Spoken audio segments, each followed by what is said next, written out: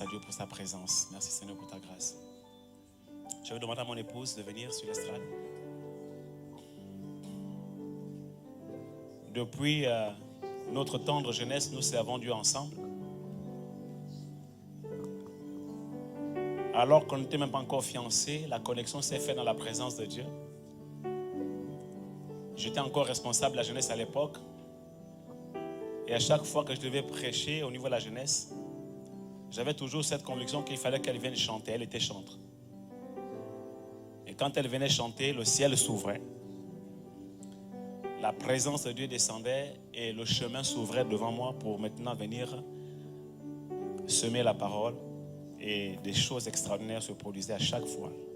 Et depuis lors, j'ai compris que c'était une alliance de partenariat ou un partenariat d'alliance spirituelle, une connexion divine que Dieu lui-même avait tissée. Et donc la révélation qu'elle était mon épouse devenait plus évidente. Et depuis lors, on sert Dieu ensemble. Dans cette pensée, la croix et l'héritage de la croix.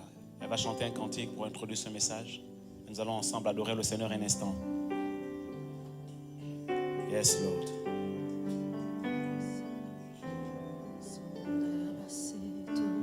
Merci Seigneur. Merci pour la croix, Seigneur. Merci pour ta présence. Que ton nom soit béni.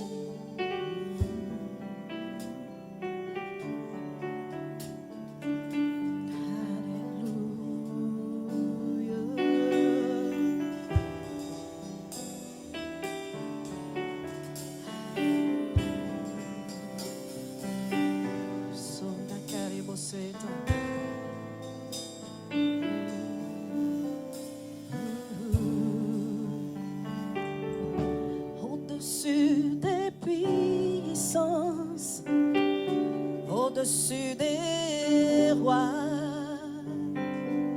au-dessus de la nature et de la création,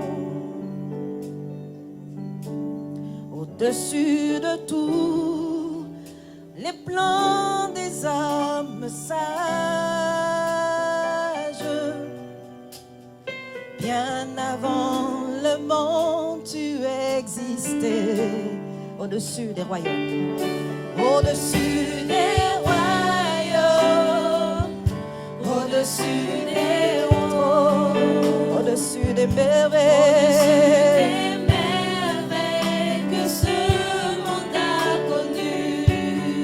Par-dessus tout,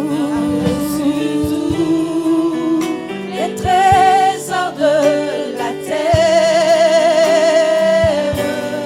rien ne peut mesurer ta valeur. Encore une fois, au-dessus des puissances, au-dessus des rois, Seigneur, tu as été crucifié, élevé, tu as été reconnu seul, Seigneur, digne. Encore une fois, ce matin, nous voulons le déclarer, que toi seul, Seigneur, es capable d'ouvrir le livre et d'en rompre les sceaux.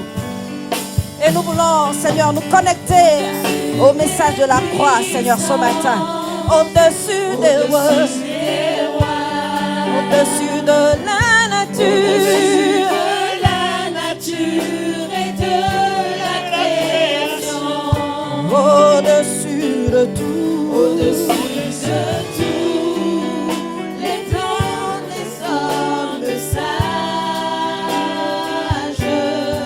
Bien avant le monde, tu existais. Au-dessus des royaumes,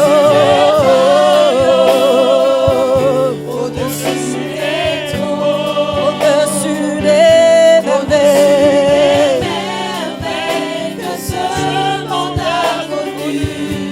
On par-dessus tout.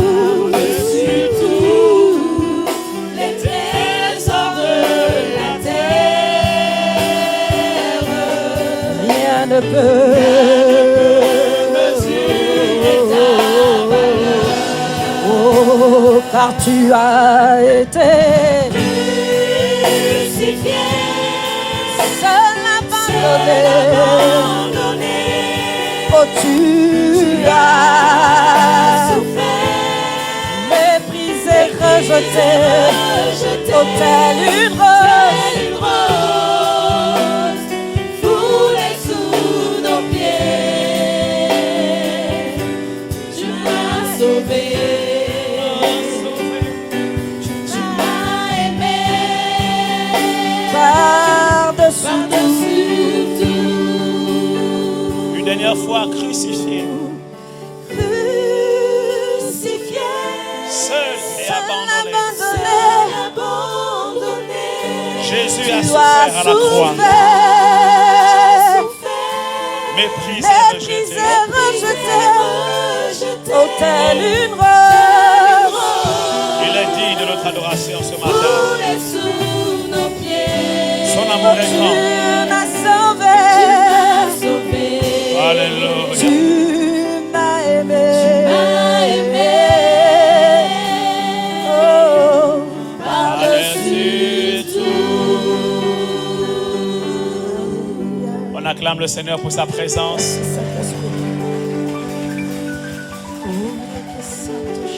Seigneur, merci pour ta présence. Merci pour l'instant de ta parole. Il est écrit que la révélation de tes paroles est claire et donne de l'intelligence aux simples. Donne-nous de la simplicité de cœur ce matin afin de recevoir ta parole avec simplicité de cœur, avec docilité de cœur, car il est écrit, recevez avec douceur la parole de vérité qui seule sauvera vos âmes.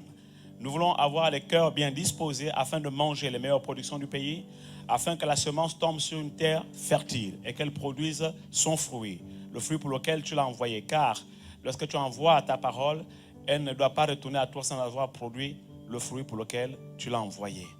Nous prions, Seigneur, oh Dieu, que la vie de quelqu'un soit transformée ce matin. Nous prions, Seigneur, oh Dieu, que la foi de quelqu'un augmente en entendant cette parole. Nous prions que quelqu'un rentre dans son héritage, l'héritage de la croix, en écoutant cette parole ce matin. Nous venons ramener toute pensée captive à l'obéissance de Christ au nom de Jésus. Nous venons chasser tout esprit de confusion et nous appelons l'esprit de révélation au nom de Jésus. Nous déclarons que tout raisonnement hautain et toute hauteur qui se dresse contre la connaissance de Christ est renversée ce matin au nom de Jésus. Nous prions vraiment que la parole de Dieu soit enseignée. Donne-moi d'enseigner avec hardiesse, avec éloquence, avec révélation. Et donne-moi, Seigneur, vraiment de l'inspiration. Nous prions, Seigneur, que ton peuple en soit béni. Au nom de Jésus. Amen. Amen. Amen. Gloire à Dieu. Ok, avant de te rasseoir, dis à quelqu'un, ta vie ne sera plus jamais la même au sortir de ce culte. Merci au groupe TILA. Dis à une deuxième personne avec plus de conviction, ta vie ne sera plus jamais la même après ce culte. Je bénis le Seigneur pour la présence de la famille de l'apôtre André Larue. Nous sommes vraiment bénis de vous avoir. Est-ce qu'on peut acclamer le Seigneur pour sa présence? Alléluia. Merci Seigneur. Dans la pensée de la CIA, à savoir la révélation de la croix et l'héritage de notre salut en Christ, j'aimerais aborder un aspect très important ce matin. J'aimerais vous parler de la vie abondante. Dans Jean chapitre 10, verset 10, Jésus dit, le voleur ne vient que pour dérober, égorger et détruire. Moi, je suis venu afin que les brebis aient la vie et qu'elle l'ait en abondance. Alléluia. Il faut savoir que Dieu ne nous a pas créés pour vivre dans le bien et le mal. Le bien et le mal n'étaient pas le plan initial de Dieu. Lorsque Dieu crée l'homme, il tire la femme de sa côte, il les place dans le jardin. Il va donc leur présenter deux arbres. Il va présenter l'arbre de la connaissance du bien et du mal. Ensuite, il va présenter l'arbre de vie. Alors nous avons ici deux arbres. Un arbre qui a une substance qu'on appelle la vie. Un autre arbre qui a deux éléments qu'on appelle le bien et le mal. Alors nous avons la vie, le bien et le mal. Et le Seigneur demande à l'homme de manger le fruit de l'arbre de vie et toute semence portant la vie. Mais de ne point manger le fruit de l'arbre de la connaissance du bien et du mal. Ça veut donc dire que Dieu ne nous a pas créés pour que nous puissions vivre dans le bien et le mal. Le bien et le mal sont attachés. Le bien et le mal, c'est comme une pièce de 1 euro à double face, pile et face. D'un côté, vous avez le chiffre 1, de l'autre côté, vous avez des effigies, mais c'est une seule et même pièce. Vous ne pouvez pas aller au centre commercial et dire que non, le côté pile, je ne le veux pas, je ne veux que le côté face, ça ne fera plus 1 euro ou 2 euros. C'est pareil avec l'arbre de la connaissance du bien et du mal. Tu ne peux pas dire je prends seulement le bien qui est à l'intérieur et je rejette le mal, parce que c'est une seule et même pièce. En fait, ici, il est question de nature. Il y a la nature du bien et du mal, donc dans laquelle le bien est lié au mal. Et puis il y a la nature de la vie. La nature du bien et du mal découle de la connaissance du bien et du mal, et la nature de la vie découle de l'arbre de vie. Donc dans ce jardin d'Éden, les deux arbres représentaient deux natures. La nature divine, la vie, et la nature charnelle, pécheresse, incarnée par le bien et le mal. C'est pour cela que quelqu'un sur la terre peut faire tout le bien possible. S'il n'a pas Jésus-Christ dans son cœur, il ira quand même en enfer. Pourquoi? Parce qu'il n'a pas Jésus, il n'a pas la vie. Et donc il ne peut pas hériter de la vie éternelle. C'est aussi simple que ça, n'est-ce pas? Il peut être le plus bon de la terre. Il peut avoir vraiment accompli de bonnes œuvres, faire le bien. Mais tant qu'il n'a pas la vie en lui, il n'ira pas au ciel. Il ne connaîtra pas la vie éternelle. Alors il sera béni sur la terre par rapport au bien qu'il a fait, puisqu'il y a des principes spirituels dans la Bible qui garantissent la bénédiction à ceux qui font le bien. Donc il sera béni sur la terre, mais il n'ira pas au ciel, parce qu'il n'a pas la nature qui lui permet d'entrer au ciel. C'est pour cela que la Bible dit que même si vous accomplissez toute la justice du monde, mais si vous n'avez pas Christ dans votre cœur, votre justice sera comme un vêtement souillé. Alors, toi qui m'écoutes ce matin, dans cette salle comme à la télévision, peu importe le bien que tu as fait, et nous bénissons Dieu pour ton cœur, ton bon cœur, mais ne te dis pas, de toutes les façons, je n'ai tué personne, je n'ai volé la femme de personne, je n'ai volé le mari de personne, je n'ai volé l'argent de personne, je suis quelqu'un de bien, je fais ce qui est bien, voilà, je respecte la société, les êtres humains, donc je n'ai pas besoin d'aller à l'église, je n'ai pas besoin de prier, je n'ai pas besoin de ce Jésus qu'on me présente. Non, on ne te présente pas Jésus simplement pour que tu fasses le bien ou que tu deviennes quelqu'un de bon. D'accord? Si tu es déjà quelqu'un de bon sans connaître Jésus, c'est déjà vraiment un grand pas. Mais tu as surtout besoin de Jésus pour aller au ciel. Ok? Tu as besoin de Jésus surtout pour être sauvé, pour que ton âme soit sauvée. Parce qu'il y a une vie après la mort. Ok? Chacun d'entre nous est un être éternel. Mais le problème n'est pas l'éternité en soi. Le problème, c'est où vas-tu passer ton éternité?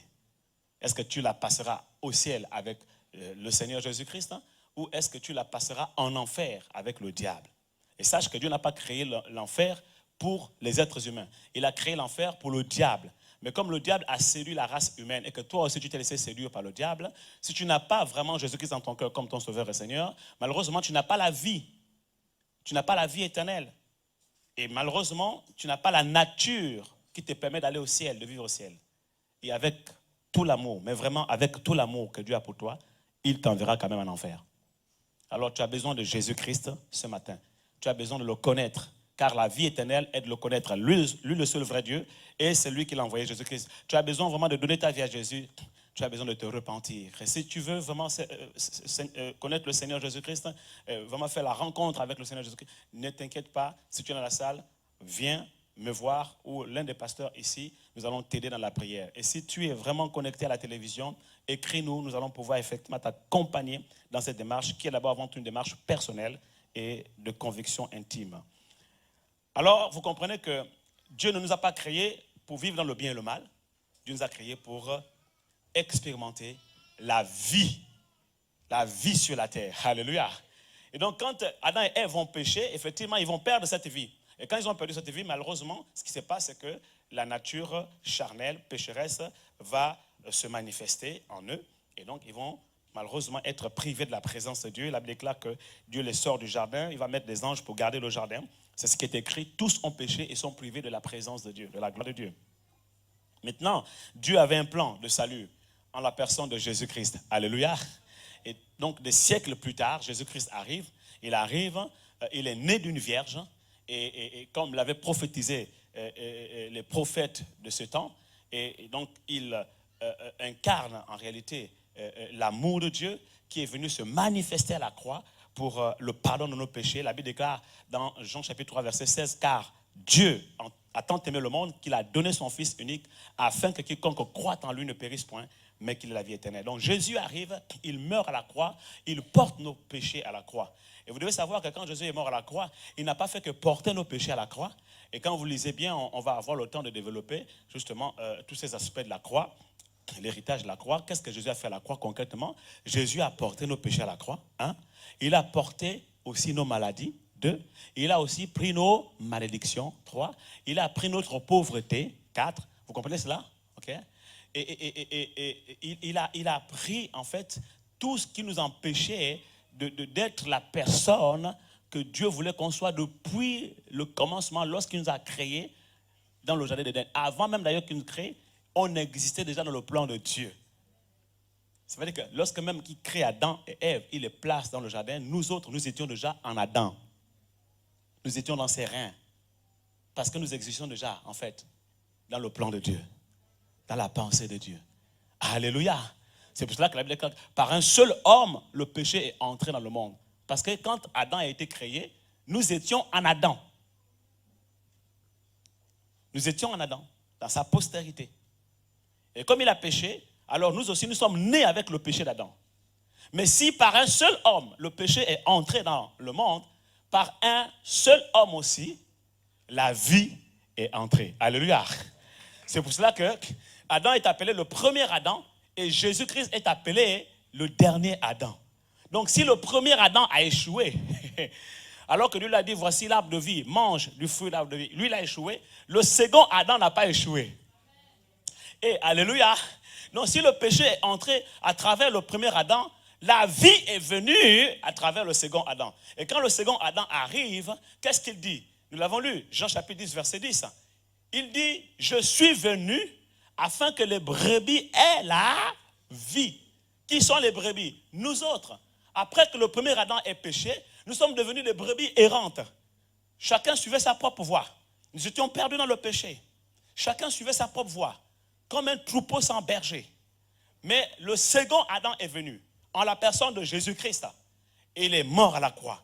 Il a pris nos péchés sur lui. Il a pris nos maladies sur lui. Il a pris nos malédictions sur lui. Il a pris notre pauvreté sur lui. C'est pour cela que d'ailleurs, quand Jésus-Christ arrive, avant d'aller à la croix, après avoir été baptisé, et qu'il monte dans le désert, et qu'il jeûne pendant 40 jours et 40 nuits, il descend du désert, revêtu de la puissance du Saint-Esprit. Il déclare ces paroles, qui ne sont rien d'autre que la révélation ou l'expression de son programme de société. Qu'est-ce qu'il dit? Voici c'est pourquoi je suis envoyé sur la terre. Non seulement pour mourir à la croix, mais quand je meurs à la croix, vous devez comprendre pourquoi je meurs à la croix.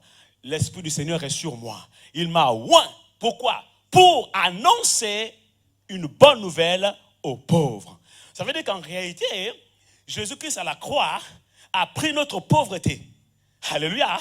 Afin que nous devenions riches. Ensuite, il dit quoi? Pour guérir ceux qui ont le cœur brisé. Pourquoi? Mais parce qu'ici, il parle du salut de l'âme. Alléluia. Pour ouvrir aux aveugles le recouvrement, pour accorder aux aveugles le recouvrement de la vue. Là, il parle de la guérison de notre corps. Amen, amen. Pour publier une année de grâce au Seigneur, vous connaissez tout le programme de société de Jésus-Christ. Il a décliné. Ça, c'est l'héritage de la croix. Amen, amen. Donc, dans l'héritage de la croix, il y a aussi la grâce que Dieu nous fait d'être libérés de la pauvreté. Et ce qui est extraordinaire, c'est que Jésus-Christ, la première chose qu'il dit, c'est ça, dans son programme de société. Au lieu de dire, voilà, Jésus-Christ, Fils de Dieu envoyé sur la terre pour sauver les êtres humains, prendre leurs péchés, etc. et tout, on le sait déjà. Isaïe l'a dit. Mais il commence par dire, il m'a envoyé pour annoncer une bonne nouvelle aux pauvres. Oh, alléluia. Alléluia. Je vous pose une question ici, très simple. Quelle est la bonne nouvelle pour quelqu'un qui est malade? Voilà, quelle est la bonne nouvelle pour quelqu'un qui est aveugle? Quelle est la bonne nouvelle pour quelqu'un qui est célibataire? Quelle est la bonne nouvelle pour quelqu'un qui cherche du travail? Alléluia. Quelle est la bonne nouvelle pour un paralytique? Jésus a-t-il fait toutes ces choses sur la terre? Maintenant, quelle est la bonne nouvelle pour un pauvre? est-ce que vous avez remarqué l'engouement entre ce que j'ai cité au départ et ce que je viens de dire? Pourtant, tout ça, c'est ensemble. Jésus est venu pour mourir à la croix afin que tes péchés soient pardonnés, afin que tu sois guéri dans ton corps, afin que tout ce qu'on a cité là, c'est vraiment ça l'héritage de la croix. Mais quand maintenant on arrive à la pauvreté, pour que tu deviennes riche, ça crée des boutons. Pourquoi? Parce que la religion nous a rendu un très mauvais service. La religion nous a prêché un message à moitié. Nous a annoncé un évangile à moitié. Et je bénis Dieu pour cette conférence qui est venue renverser les fondations antiques. Alléluia. Et nous rebâtirons sur des fondements antiques.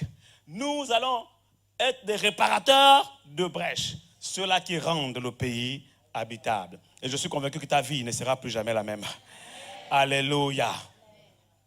Donc Jésus est venu pour que nous ayons la vie en abondance. La vie abondante, c'est que Jésus-Christ a pris tes péchés à la croix et il t'a pardonné. Donc la vie abondante, c'est déjà le pardon de tes péchés, la rémission par son sang, le fait que tu as été purifié. Il dit que si nous confessons nos péchés, Jésus-Christ lui-même est capable, il est fidèle pour nous les pardonner et pour nous purifier de toute iniquité. Ça, on l'accepte facilement. Ça, c'est intégré, ça fait partie même des fondements de la foi. Mais si ça fait partie des fondements de la foi et que ça fait partie, que c'est un élément du package, le pack salut, pourquoi l'enseignement sur la richesse ne ferait-il pas, cet enseignement, lui aussi partie des fondements de la foi? On est d'accord pour accepter que Jésus-Christ a porté nos péchés à la croix.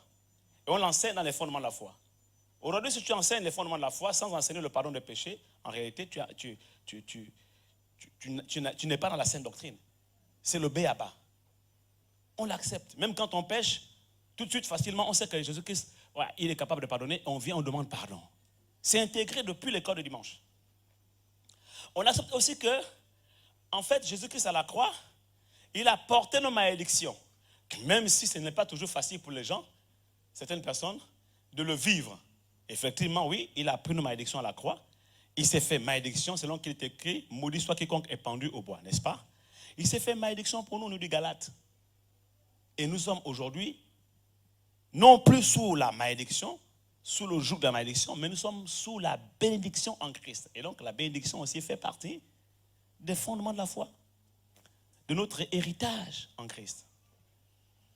Donc si nous sommes à l'aise avec le fait de parler du pardon de nos péchés, si nous sommes à l'aise avec le fait de parler que notre nom est inscrit dans le livre de vie de l'agneau, nous devons aussi être à l'aise de dire que Jésus-Christ est mort à la croix, il a pris nos malédictions et qu'à travers le sacrifice de la croix, nous ne sommes plus sous le joug de la malédiction, mais nous sommes sous la grâce de la bénédiction. C'est le même package. Le pack salut. Et si nous sommes à l'aise avec le fait que nos péchés sont pardonnés, nous sommes purifiés par le sang de Christ et que nos malédictions ont été brisées à la croix, nous devons aussi être à l'aise avec le fait qu'il a porté nos maladies à la croix de Golgotha et que par ses meurtrissures, nous avons été guéris. Et ça également, on l'accepte très facilement, n'est-ce pas? Ça fait partie également de l'héritage de la croix, c'est ce que Christ a fait à la croix et ça passe sans problème. Quand on est malade, on n'a pas de problème à demander la guérison et on vient demander la guérison, on prie pour qu'on soit guéri. Mais le même héritage de la croix nous enseigne que Jésus-Christ, quand il est descendu, il est dit, je suis venu pour annoncer aux pauvres une bonne nouvelle. On a compris que la bonne nouvelle pour le pauvre, c'est qu'il sera riche.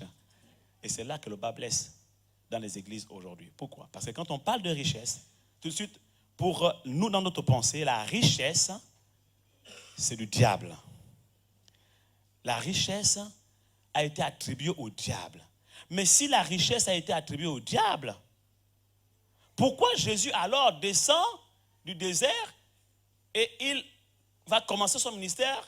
Il nous présente son programme de société. Et la première chose qu'il va citer dans ce programme de société, ce n'est même pas le pardon des péchés, ni la vie éternelle, mais c'est la richesse. Il dit, je suis venu annoncer aux pauvres une bonne nouvelle. C'est-à-dire que je suis venu changer la condition du pauvre. Je suis venu dire aux pauvres, arrête de souffrir. Alléluia. Je vais à la croix, je vais mourir pour toi, afin que dorénavant, tu n'aies plus à souffrir dans la pauvreté, mais que tu quittes de ton état de pauvreté et que tu deviennes riche. Alléluia. N'est-ce pas une bonne nouvelle? Et pendant des années, on a été à l'école du dimanche, on a été dans les églises où nous sommes nés de nouveau, on ne nous a jamais enseigné ce point.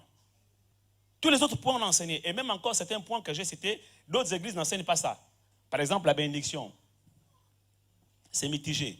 La guérison, d'autres pensent que les dons spirituels se sont arrêtés à l'époque des apôtres et que de nos jours, la guérison n'existe plus. Et qu'ils enseignent même d'ailleurs que la maladie est une vertu. Et le fait de souffrir dans la maladie, c'est Dieu qui le veut pour nous enseigner l'obéissance. Quel bon père peut enseigner l'obéissance à son fils à travers la souffrance?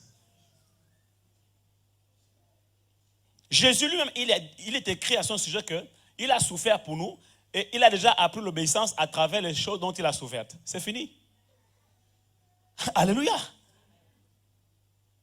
Et même quand on parle d'ailleurs il y a un autre héritage de la croix. La Bible dit que sur la croix, Jésus-Christ, il a dépouillé les dominations, les autorités, les principautés, les a publiquement livrées en spectacle en triomphant d'elles par la croix. Voici un autre héritage de la croix qui est source malheureusement de conflits dans plusieurs églises parce que à la croix, Jésus-Christ a dépouillé les dominations, les autorités, les principautés. Il dit, je voyais Satan tomber du ciel comme un éclair.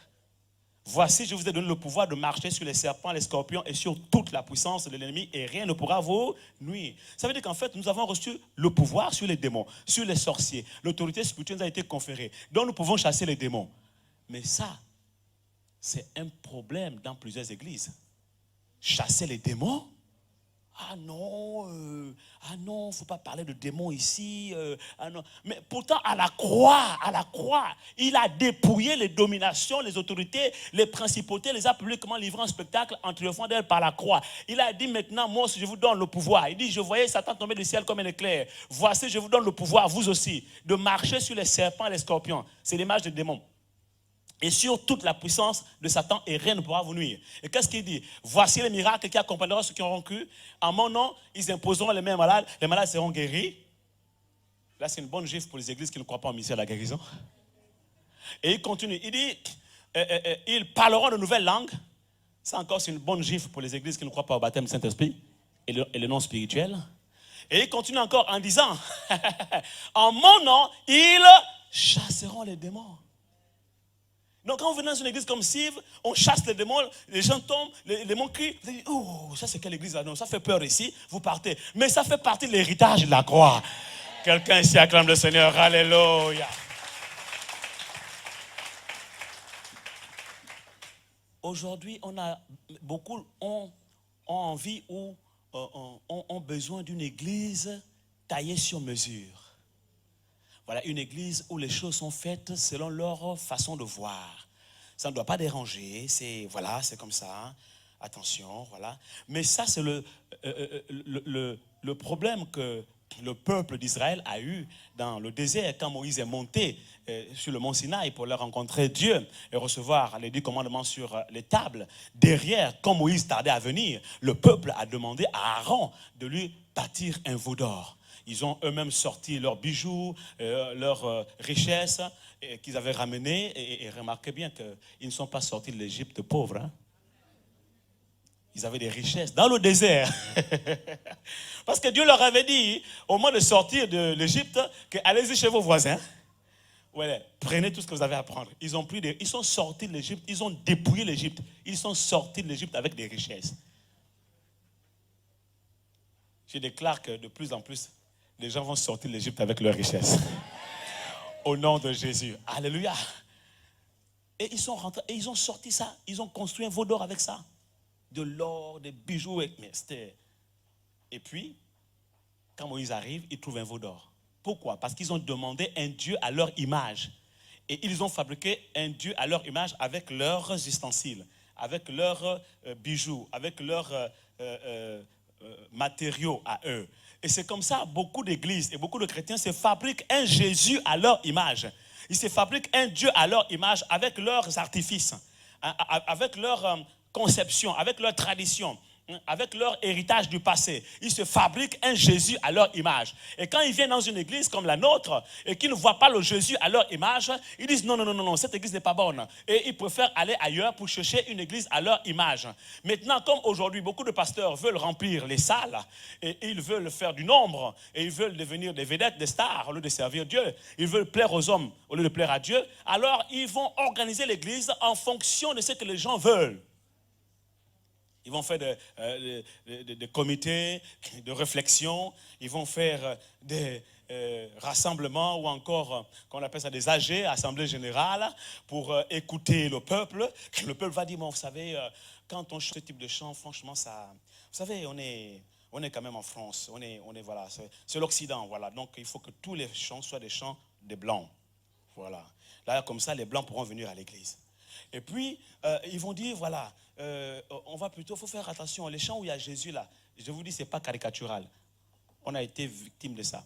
Les chants, non, il faut enlever ça. Où on parle de puissance, il faut enlever ça. Parler plutôt de chants où on dit, bon voilà, où il y a beaucoup de paroles humanistes, voilà, Dieu est amour, etc. Et tout. Donc, on arrange les choses de façon à ce que ça convienne à l'être humain qui vient. Ce ne sont que des exemples. Voilà, cette façon de faire les choses, ne mettez pas église telle, mettez simplement, par exemple, voilà, lieu de rassemblement, voilà. Et puis, ne mettez pas prophète, non, mettez plutôt pasteur ou serviteur de Dieu, voilà. Parce que prophète, ça dérange, voilà. Et donc, du coup, ils vont arranger les choses pour que l'église ressemble à ce que les gens veulent qu'elle soit et non à ce que Dieu veut qu'elle soit. Je me souviens lorsqu'on a fait l'affiche de la CIA, il y en a qui ont vu apôtre tel, évangéliste tel, prophète tel. Il y en a qui ont écrit en disant, moi je ne viendrai pas à cette conférence parce que quand je vois simplement déjà les titres, pour moi, ce n'est pas de Dieu. Je me suis permis de répondre à cette personne, je dis, mais ce que tu appelles titre là, Éphésiens chapitre 4 dit quoi? Et je rappelais le texte. Ce n'est pas moi qui l'ai écrit, hein? C'est la parole de Dieu.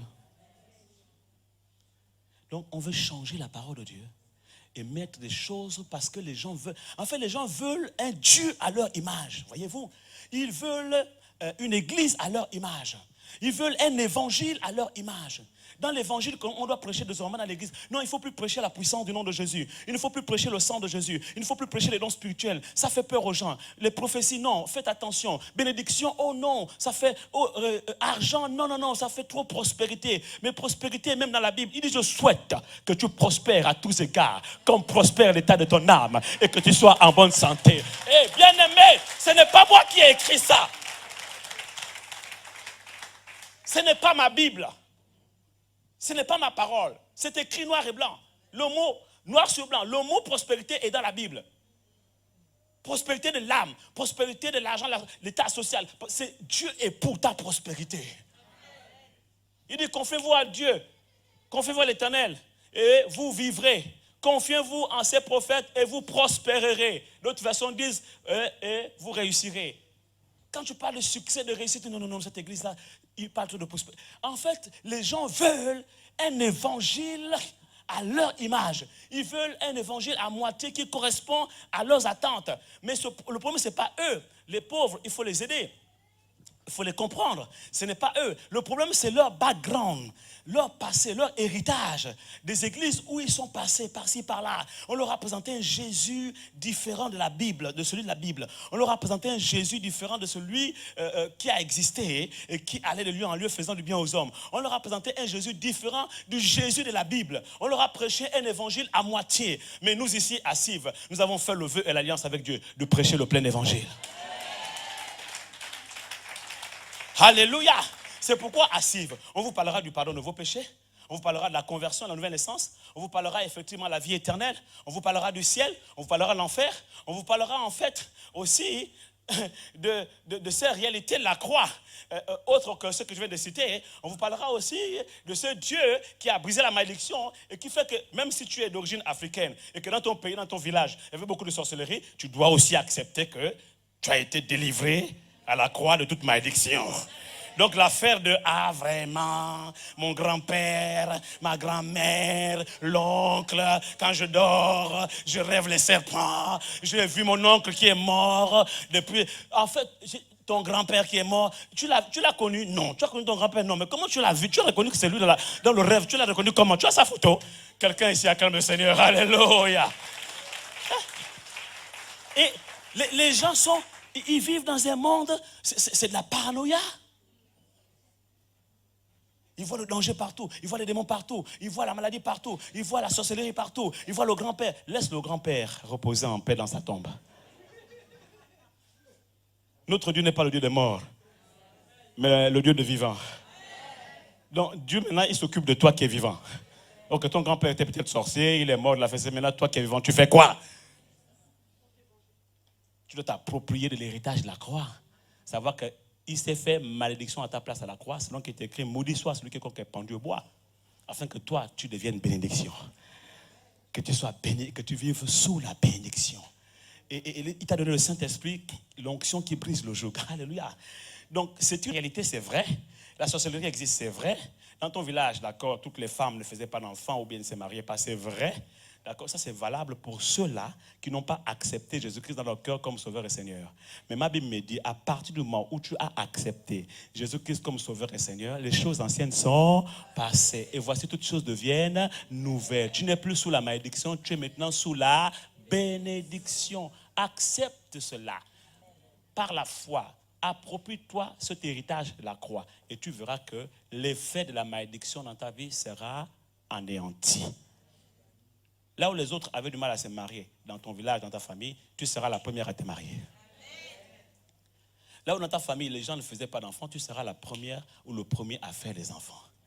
Là où les gens avaient du mal à trouver du travail, parce qu'effectivement, il y avait la sorcellerie, la malédiction qui sévissait, tu seras le premier à trouver du travail, à réussir dans tes études, aller le plus loin possible. Là où les autres ne sont pas arrivés, tu vas arriver. Pourquoi? Parce que le sang qui coule dans tes veines, ce n'est plus le sang de ton grand-père, ton aïeux qui a vécu depuis, je ne sais pas quand, tu ne t'es même pas encore né, et que tu penses avoir hérité dans tes gènes. C'est fini. Le sang qui coule dans tes veines, c'est maintenant le sang de Jésus. Et ce sang a effacé. Il a effacé l'acte dont les ordonnances te condamnaient et toute malédiction qui subsistait contre toi. C'est terminé. Ce sang efface même tout ce qui contient la maladie dans ton corps. Tout ce qui contient en fait la malédiction dans toutes ses formes. Le sang de Jésus efface. Il n'efface pas que les péchés. Il efface aussi les traits, les marques de maladie, les marques héréditaires, les gènes héréditaires. Il efface. En fait, le sang de Jésus même efface toute information qui sont inscrites dans ta carte génétique et que tu as hérité de tes ancêtres, de ton grand-père, de ton aïeux qui a vécu depuis des siècles, qui a amené la société de la famille. Le sang de Jésus rentre dans tes gènes et efface et reprogramme ton système génétique. Quelqu'un ici acclame le Seigneur. Alléluia. Et ça, en bon africain dans la chair, tu dois l'accepter. Parce que c'est vrai que les Africains, c'est ça leur problème. Si les Européens, leur problème, c'est au niveau de la tête, ils raisonnent beaucoup. Il y a beaucoup de cartésiens. Voilà pourquoi la France a bâti sa patrie, sur l'effigie de la mère patrie, la Marianne. Et la Marianne qui n'est rien d'autre que le Dieu de la raison. Quand vous étudiez l'histoire de la France, la Révolution française, ils ont coupé la tête du roi. Ils ont célébré un culte à l'Assemblée nationale, au Parlement. Et puis ils ont décidé que c'était terminé là. À l'époque, l'autorité était incarnée par le roi et le curé. Donc, il était en même temps l'autorité politique et en même temps l'autorité ecclésiastique. Donc, quand il y a la révolution, ils ont coupé la tête du roi et le roi qui incarnait en même temps l'autorité politique et ecclésiastique. D'accord? Ils ont coupé la tête du roi pour dire, nous, on n'a plus besoin de vous ici. Nous-mêmes, on va se gouverner. De là est née la démocratie. D'accord? La démocratie, c'est le gouvernement par le peuple et pour le peuple. D'accord? Et puis, ils ont choisi leur Dieu. Ils ont dit, le Dieu du curé, là, on ne veut plus de lui. D'accord? Le Dieu du curé, c'est la même chose que le roi, c'est la potée. Non, on ne veut plus cette figure. Ils ont enlevé cette figure. Ils ont pris notre figure. C'est la Marianne. D'accord? C'est une femme blonde, jolie, belle. Et donc, ils l'ont installée sur le trône, le fauteuil de l'Assemblée nationale. Et ils ont célébré. C'est comme j'appelle un culte au Dieu Marianne. Et ils ont dit, dorénavant, voici notre Dieu. C'est elle notre Dieu. Et ils l'ont appelé le Dieu de la raison. Et c'est elle qui est l'effigie de la mère patrie, de la République française. Donc la France, et comme la plupart des pays européens, sont bâtis sur des valeurs qui sont des valeurs propres à leur déclaration. Ok? La raison. Okay? Voilà pourquoi il y a beaucoup de cartésiens en France, en Europe, en Occident. C'est la raison, c'est l'intelligence. D'accord? Tout doit passer par là. Si on ne comprend pas ce qui se passe là, c'est l'histoire de la foi là, non. Nous, on veut comprendre. D'accord?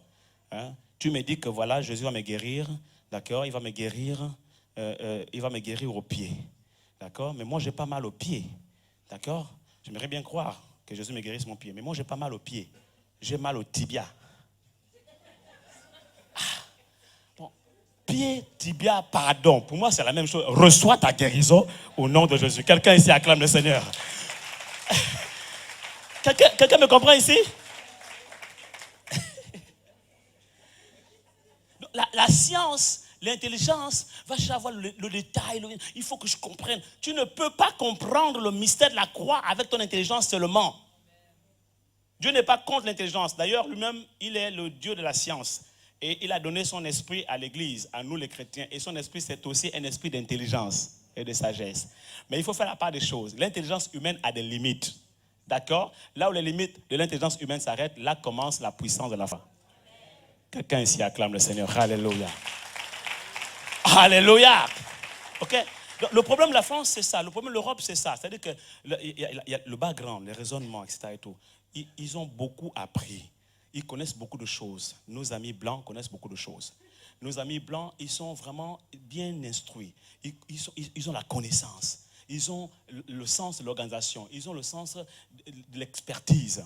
D'accord? Et ça, c'est génial. Mais le problème de nos amis africains, c'est quoi? Leur problème, c'est que, en fait, c'est comme si l'intelligence que Dieu leur a donnée, même s'ils ont fait de longues études, ils ont des doctorats, quand ils sont en face des choses spirituelles, leur intelligence s'est terminée, mais c'est comme ils ne réfléchissent même plus. Non, mais c'est sérieux, parlons de nous. Doctorat, docteur. Il y a un, il est venu ici en France. Docteur dans son pays. Docteur. Médecin. Son pays l'envoie ici pour faire une spécialisation. Et il devait repartir dans son pays pour occuper un poste de médecin. Lui, dans sa tête, il est déjà en France. Pourquoi repartir? Le problème, c'est qu'il ne peut pas travailler en France en tant que médecin s'il n'a pas fait toutes ses études de médecine en France. C'est compliqué. Le voilà maintenant résigné à faire un travail au McDo. Ce n'était même pas au McDo, c'était Quick. Toi aussi, réfléchis un peu. Tu es médecin. C'est là où je dis souvent que, écoutez, il y a une différence entre être intellectuel et être intelligent.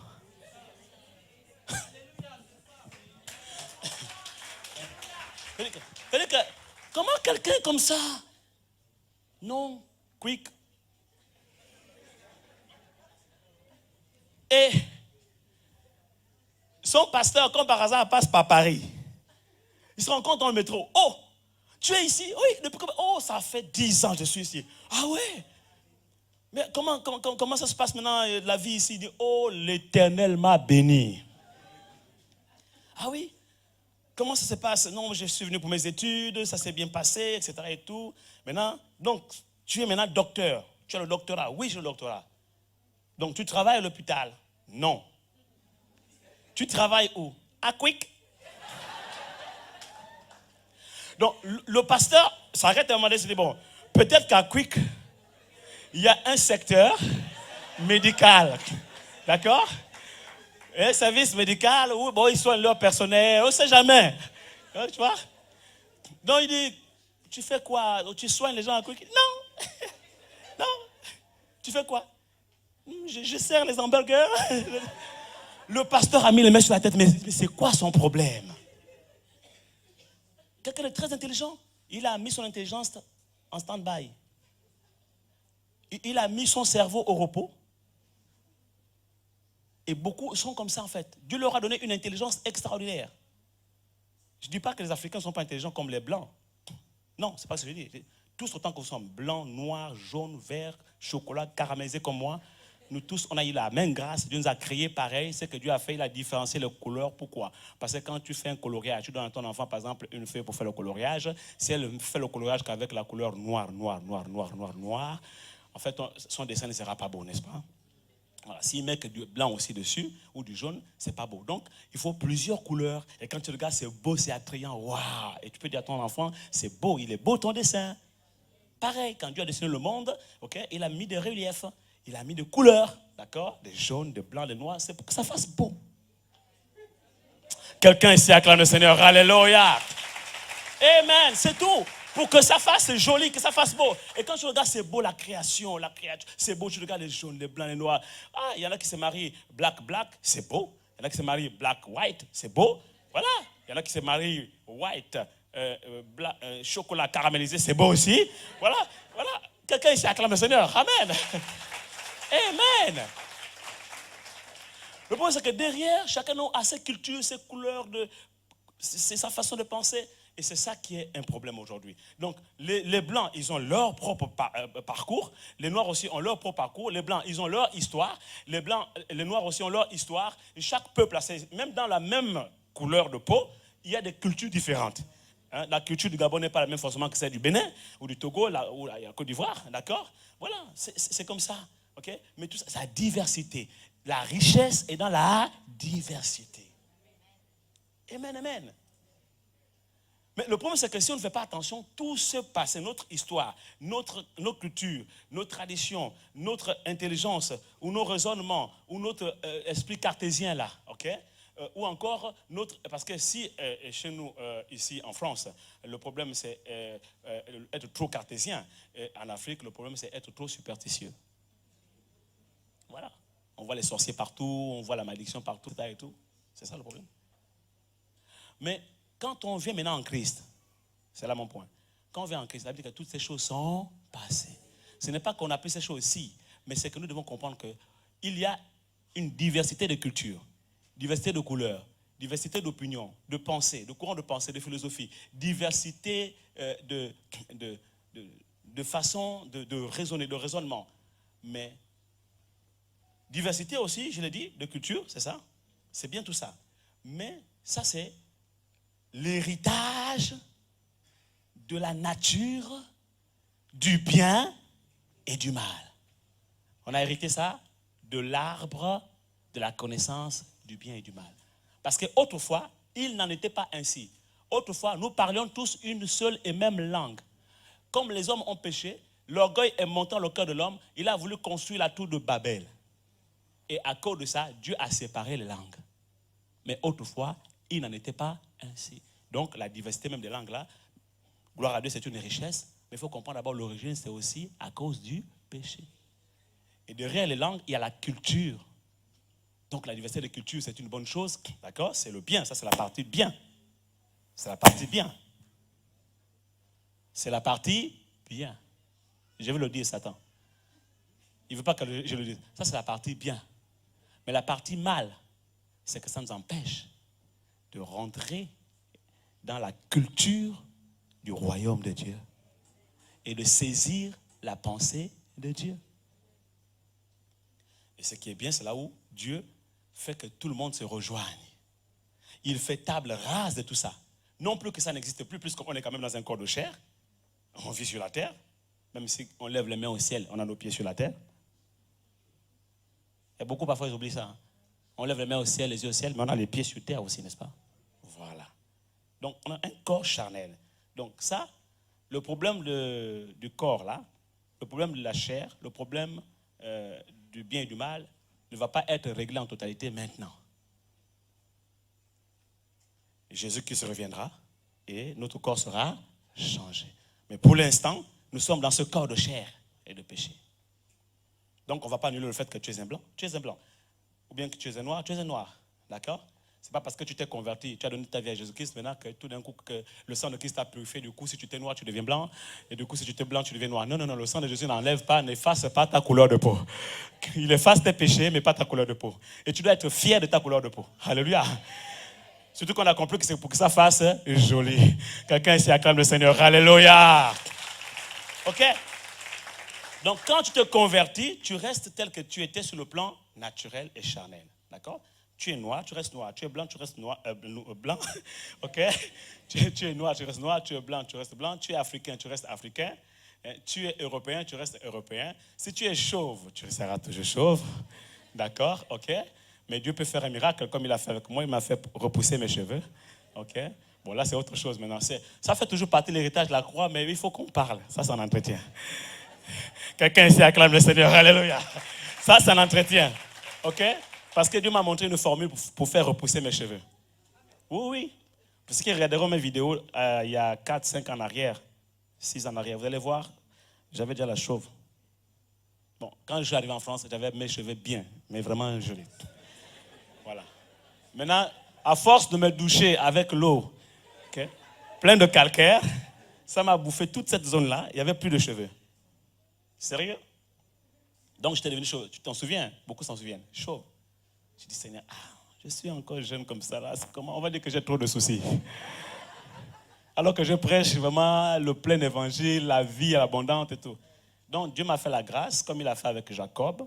Quand Jacob était chez Laban, il lui a révélé une formule pour faire multiplier le troupeau. Parce que Jacob lui donnait les vaches chétives et le brimait. Donc, Laban donnait à Jacob des vaches chétives pour le brimer. D'accord? Bon, c'était des trompeurs qui se sont trompés eux-mêmes. Hein? D'accord? Ça, c'était des règlements de compte. Mais par la grâce de Dieu, Jacob a reçu en révélation une vision. Un ange venait au chevet de son lit pour lui révéler une formule qui lui permettrait de multiplier le troupeau. J'ai eu cette grâce-là. Ça fait aussi partie de l'héritage de la croix. Dieu est capable de te révéler des formules dans tous les domaines et secteurs d'activité. Des formules scientifiques, des formules économiques, des formules politiques, des stratégies politiques. Il est capable de te révéler des formules, des stratégies d'entreprise pour faire prospérer ta boîte. Il est capable de se révéler à toi. Il s'est révélé à Jacob. L'ange est venu lui montrer la formule. Comment faire? Une formule scientifique, économique, mais une stratégie d'entreprise extraordinaire. Et l'entreprise de Jacob, qui était avec un capital de vaches chétives, au départ, a prospéré en un temps record. Au point que la Bible déclare que Jacob est devenu fort riche, plus que Laban. Et Laban a commencé à le poursuivre. D'accord? Tu peux recevoir. Et je déclare, tu vas recevoir cette grâce. Où Dieu te révèle des formules. Au nom de Jésus. Quel que soit ton domaine. Si tu es médecin, scientifique, peu importe, Dieu est capable. Je déclare que cette onction coule sur toi maintenant au nom de Jésus. Donc, Dieu m'a montré. Il m'a dit, tu prends ça, tu fais comme ça, pendant tant de temps, etc., etc. Tes cheveux vont repousser. Et ça a repoussé. Mais ce n'est pas une formule que je peux révéler ici quand même. Quelqu'un ici acclame le Seigneur, alléluia. Non mais attends, c'est trop facile quand même. Okay? Quelqu'un qui a le cosmétique va récupérer ça, il va sortir sa marque et puis il va dire, voilà, made in. Non, ça c'est une formule que moi-même je vais voir avec le Seigneur comment je vais faire pour faire. C'est comme ça que Dieu rend riche aussi. D'accord? Il te montre des formules. Et après, tu vois, dès que tu as fait les expériences toi-même, après, oh, merci Seigneur. Je suis en train de prophétiser sur moi-même là. Mandarabo sakatare mayache. Et après, je vais déposer, marque déposer la licence. Voilà, maintenant après, je peux publier. Après, on fait les tests sur d'autres. D'accord? Sur d'autres têtes. Mais comme ça vient du ciel, ça va marcher sur toutes les têtes. Les têtes de noirs, les têtes de blancs, les têtes d'Africains, les têtes d'Européens, occidentaux, américains, ça va marcher. Parce que ça vient d'en haut. Alléluia. Donc quand tu te convertis, tu restes dans l'état où tu étais sur le plan charnel. Ma soeur, il ne faut pas avoir honte de ta peau. Et là, je parle aux sœurs africaines, là. Ou black, ou noires. Ne vous décapez pas la peau. Votre peau est jolie comme ça. OK? Tu es noir parce que le soleil a frappé sur toi. Alléluia. Mais tu es belle. Quelqu'un ici acclame le Seigneur. Alléluia. Vous savez, hein, si je pouvais repartir en Afrique volontairement, moi-même volontairement, je voulais repartir. Quand j'ai fait mes études ici, j'ai postulé en Afrique, dans mon pays. Il y avait un poste qui correspondait à mon profil. L'école où j'étais, à Cage, à l'époque, ça s'appelait l'École supérieure de management. Ils nous ont envoyé des offres. Tous les gars de ma promotion me disaient, ça c'est pour toi, Sosten. J'ai postulé directeur, parce que j'ai fait du management par la qualité. Donc je postulé directeur qualité au Gabon dans un poste super. Je leur ai dit, parce que si c'était un expatrié, ils allaient payer ils allaient payer son salaire, le logement, électricité, eau, tout pris en charge, prime de moustique, oui, prime de plage, prime de chien, etc. Non, sérieux. Donc, moi, j'ai postulé et je leur ai clairement dit, au Gabon, je suis chez moi. Même si vous ne me payez pas la maison, ce n'est pas grave. Donnez-moi seulement ce poste-là. C'est tout. Donnez-moi ce poste. Et donc, tout le monde était convaincu que ça, c'est pour moi. Et que quelqu'un ne va pas prendre ce poste-là. Moi, j'ai commencé à être content et tout. Mais, bizarrement, le poste a été donné à un Français qui leur coûterait plus cher là-bas. C'est pour vous dire que moi, je voulais vraiment repartir dans mon pays. Mais c'est Dieu qui a fait que je reste ici pour le servir. Et ça a été clairement dit par prophétie. J'ai déjà fait le témoignage ici. Mais ma volonté, c'est de retourner dans mon pays. Parce que, vous savez, l'un des sacrifices que je paye parmi plusieurs sacrifices, de rester ici en France, c'est le fait que quand je suis ici en France, la couleur de ma peau change. Sérieux? Si vous voyez mes photos quand je suis en Afrique, au Gabon particulièrement, le climat du Gabon me sied. Mon teint là, il est clair. Je suis clair comme madame Galet, mon frère David, là. Même teint comme ça là. Sérieux? Là-bas, le soleil ne me noircit pas. Le soleil m'éclaircit. D'accord? Mais quand je suis ici, le froid m'assombrit un peu. Mais j'ai subi ça pour l'évangile. D'accord? À cause de Christ, j'ai subi ça. Ok? Heureusement que j'ai une femme qui ne m'aime pas pour ma peau. Quelqu'un ici donne gloire à Jésus. Alléluia. Amen, amen. Donc, ne sois pas complexé par rapport à ta peau. Quand tu donnes ta vie à Jésus, ok? C'est ton âme qui est sauvée.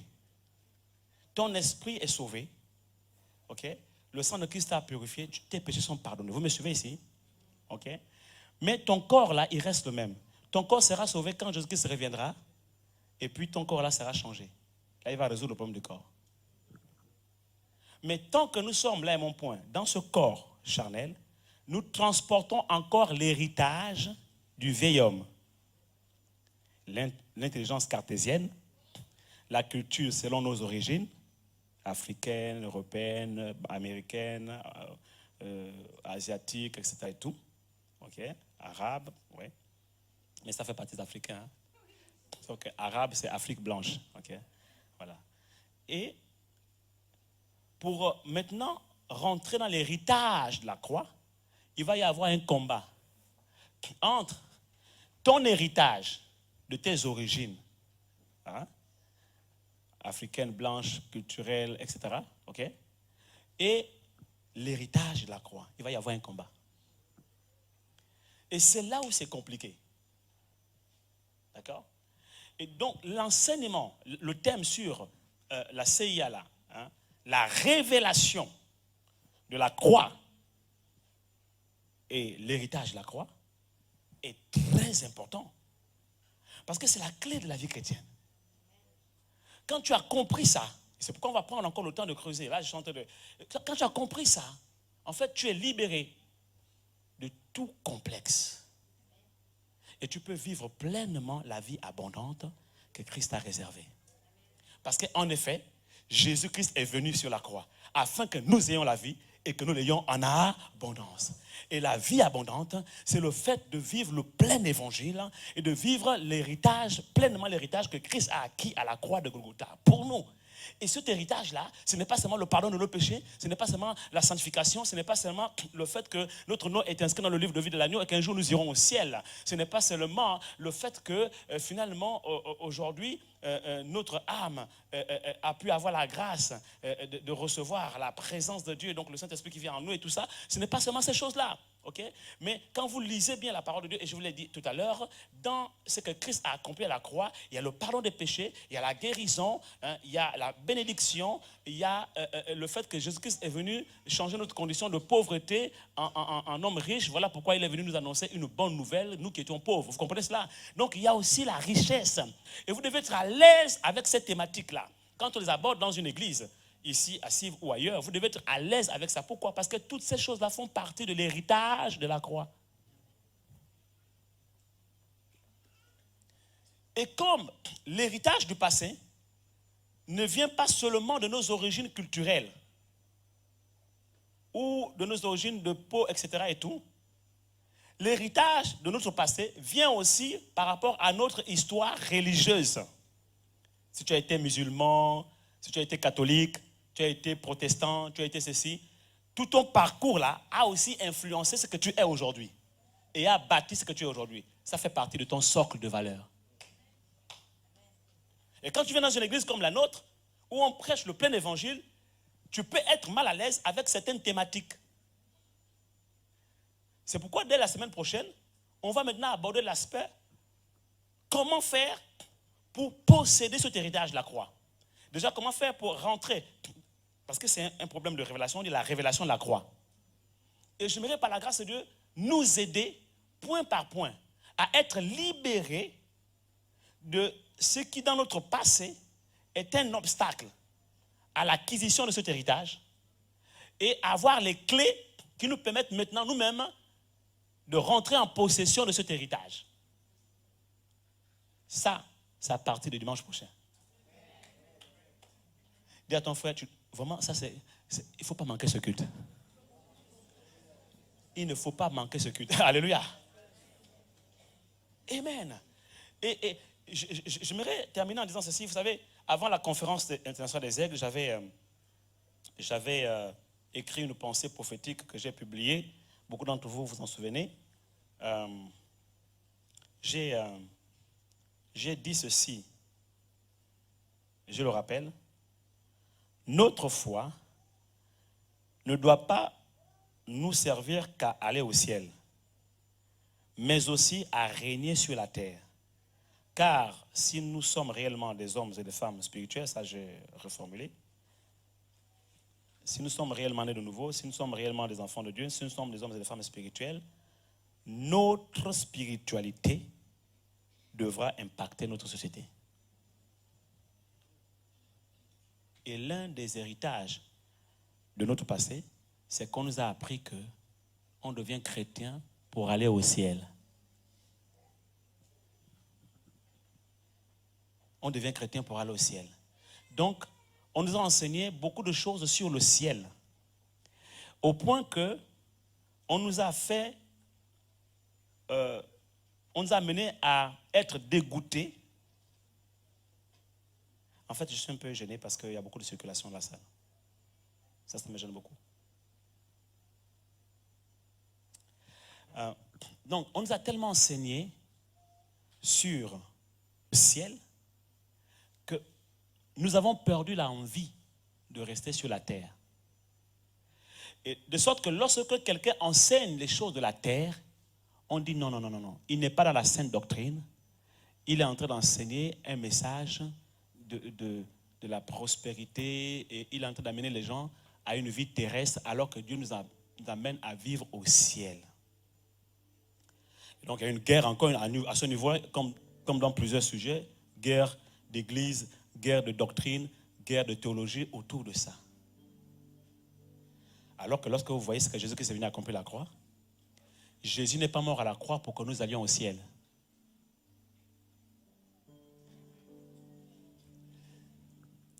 Jean chapitre 3 verset 16 dit ceci. Car Dieu a tant aimé le monde qu'il a donné son Fils unique afin que quiconque croit en lui ne périsse point, mais qu'il ait la vie éternelle. C'est quoi la vie éternelle? La vie éternelle, ce n'est pas la vie au ciel. Quand Adam et Ève étaient dans le jardin d'Éden, Dieu leur a dit de manger le fruit de l'arbre de vie et toute semence portant la vie. De quelle vie parlait-il? La vie éternelle. Le mot c'est Zoé. Donc la vie éternelle, ce n'est pas seulement au ciel, mais la vie éternelle se vit aussi sur la terre. Et il a fait de nous à la croix, je parle toujours de l'héritage de la croix. Il a fait de nous à la croix un peuple de sacrificateurs et de rois, afin que nous puissions régner où? Plus fort? Sur la terre. Mais la religion ne nous a pas aidés. La religion nous a prêché un évangile qui nous a amené à comprendre qu'il faut rapidement évacuer la terre pour aller au ciel. Alors que Dieu nous a envoyés sur la terre pour une mission. Tu n'es pas né par hasard. Quand Dieu t'a créé, alors que tu n'étais encore qu'une masse informe dans le sein de ta mère, il te connaissait déjà. Et il t'avait envoyé sur la terre pour une mission. Tu ne dois pas te précipiter à quitter la terre avant d'avoir accompli cette mission. Et ça aussi, ça fait partie de notre héritage, la croix. C'est-à-dire que si Dieu t'a envoyé sur la terre pour être un homme d'affaires, il faut que tu connaisses Jésus pour découvrir ce que la Bible enseigne sur un homme d'affaires, une femme d'affaires. Et pourquoi Dieu veut faire de toi un homme ou une femme d'affaires pour que tu accomplisses la mission pour laquelle Dieu t'a envoyé sur la terre. Et découvrir que Christ à la croix a accompli pour toi des choses. Il y a un héritage que Christ a accompli, acquis à la croix, te concernant toi, homme ou femme d'affaires. Et c'est quand tu seras maintenant en train d'accomplir ces choses-là que tu vas maintenant expérimenter l'héritage de Christ à la croix par rapport à ta situation, par rapport à ta position, par rapport à ta vocation, par rapport à ton appel. Et comme tu vas maintenant vivre ces choses sur la terre, les gens vont voir, oh, ils vont voir que ta vie change, ils vont voir que tu es béni, ils vont voir que tu es heureux, que tu es joyeux. Et maintenant, ils vont connaître Christ à travers toi dans le domaine des affaires. Pourquoi? Parce que dans le domaine des affaires, les pasteurs, nous autres, si nous ne sommes pas des hommes d'affaires, on ne connaît pas le milieu des affaires, donc on n'ira pas dans ces milieux-là forcément, et on ne pourra pas forcément toucher les gens qui sont dans ce milieu-là. Mais toi, comme Dieu t'a créé pour ça, alors l'héritage de la croix t'est acquis afin que toi aussi tu ailles dans ces milieux pour gagner les hommes d'affaires et les femmes d'affaires.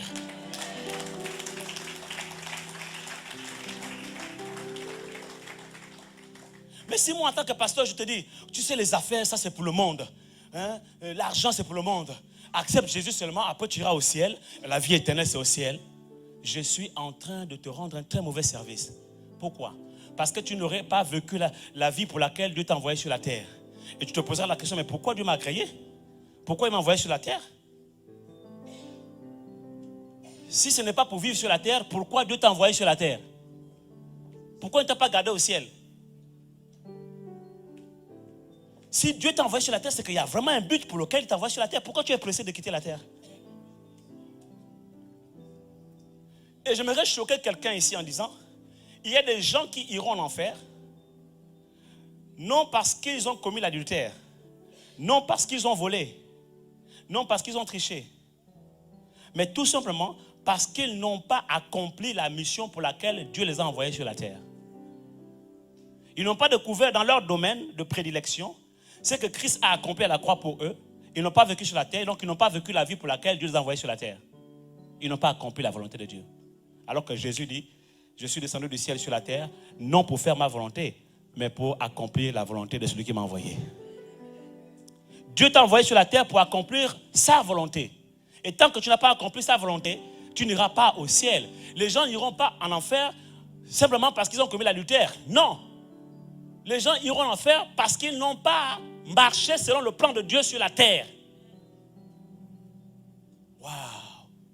Mais c'est pour cela que Jésus nous raconte la parabole des talents. Il a donné un talent, le maître a donné un talent à l'un, 3 talents à d'autres et 5 talents à un autre. Ceux qui ont fructifié le talent, le maître leur a dit, bon et fidèle serviteur, entre dans la joie de ton maître. Ça veut dire quoi, entre dans la joie de ton maître? Ça veut dire quoi? Entre au ciel. Maintenant, à celui qui n'a pas fructifié son talent, qu'est-ce qu'il va lui dire? Il va dire, méchant et paresseux serviteur. Pourquoi n'as-tu pas pris mon argent, le mettre dans une banque? Je l'aurais récupéré avec intérêt. Fait que Dieu aussi fait des placements. Vous comprenez cela? On appelle ça, en langage bancaire, placement financier. C'est encore une autre gifle pour les églises qui n'aiment pas entendre parler d'argent. Écoute ce qu'il dit à cet homme qui n'a pas fructifié le talent. Il dit, parce que tu as agi ainsi, il dit, attachez-le, jetez-le au dehors, où il y a des pleurs et des grincements de dents. C'est quoi, c'est ça? Non, mais plus fort. Il a commis adultère. Il a volé quelqu'un. Il a fait quelque chose de mal qu'on appelle péché. Pourquoi va-t-il dans l'enfer? Tout simplement parce qu'il a été paresseux et qu'il n'a pas fructifié le don et le talent que Dieu lui a confié.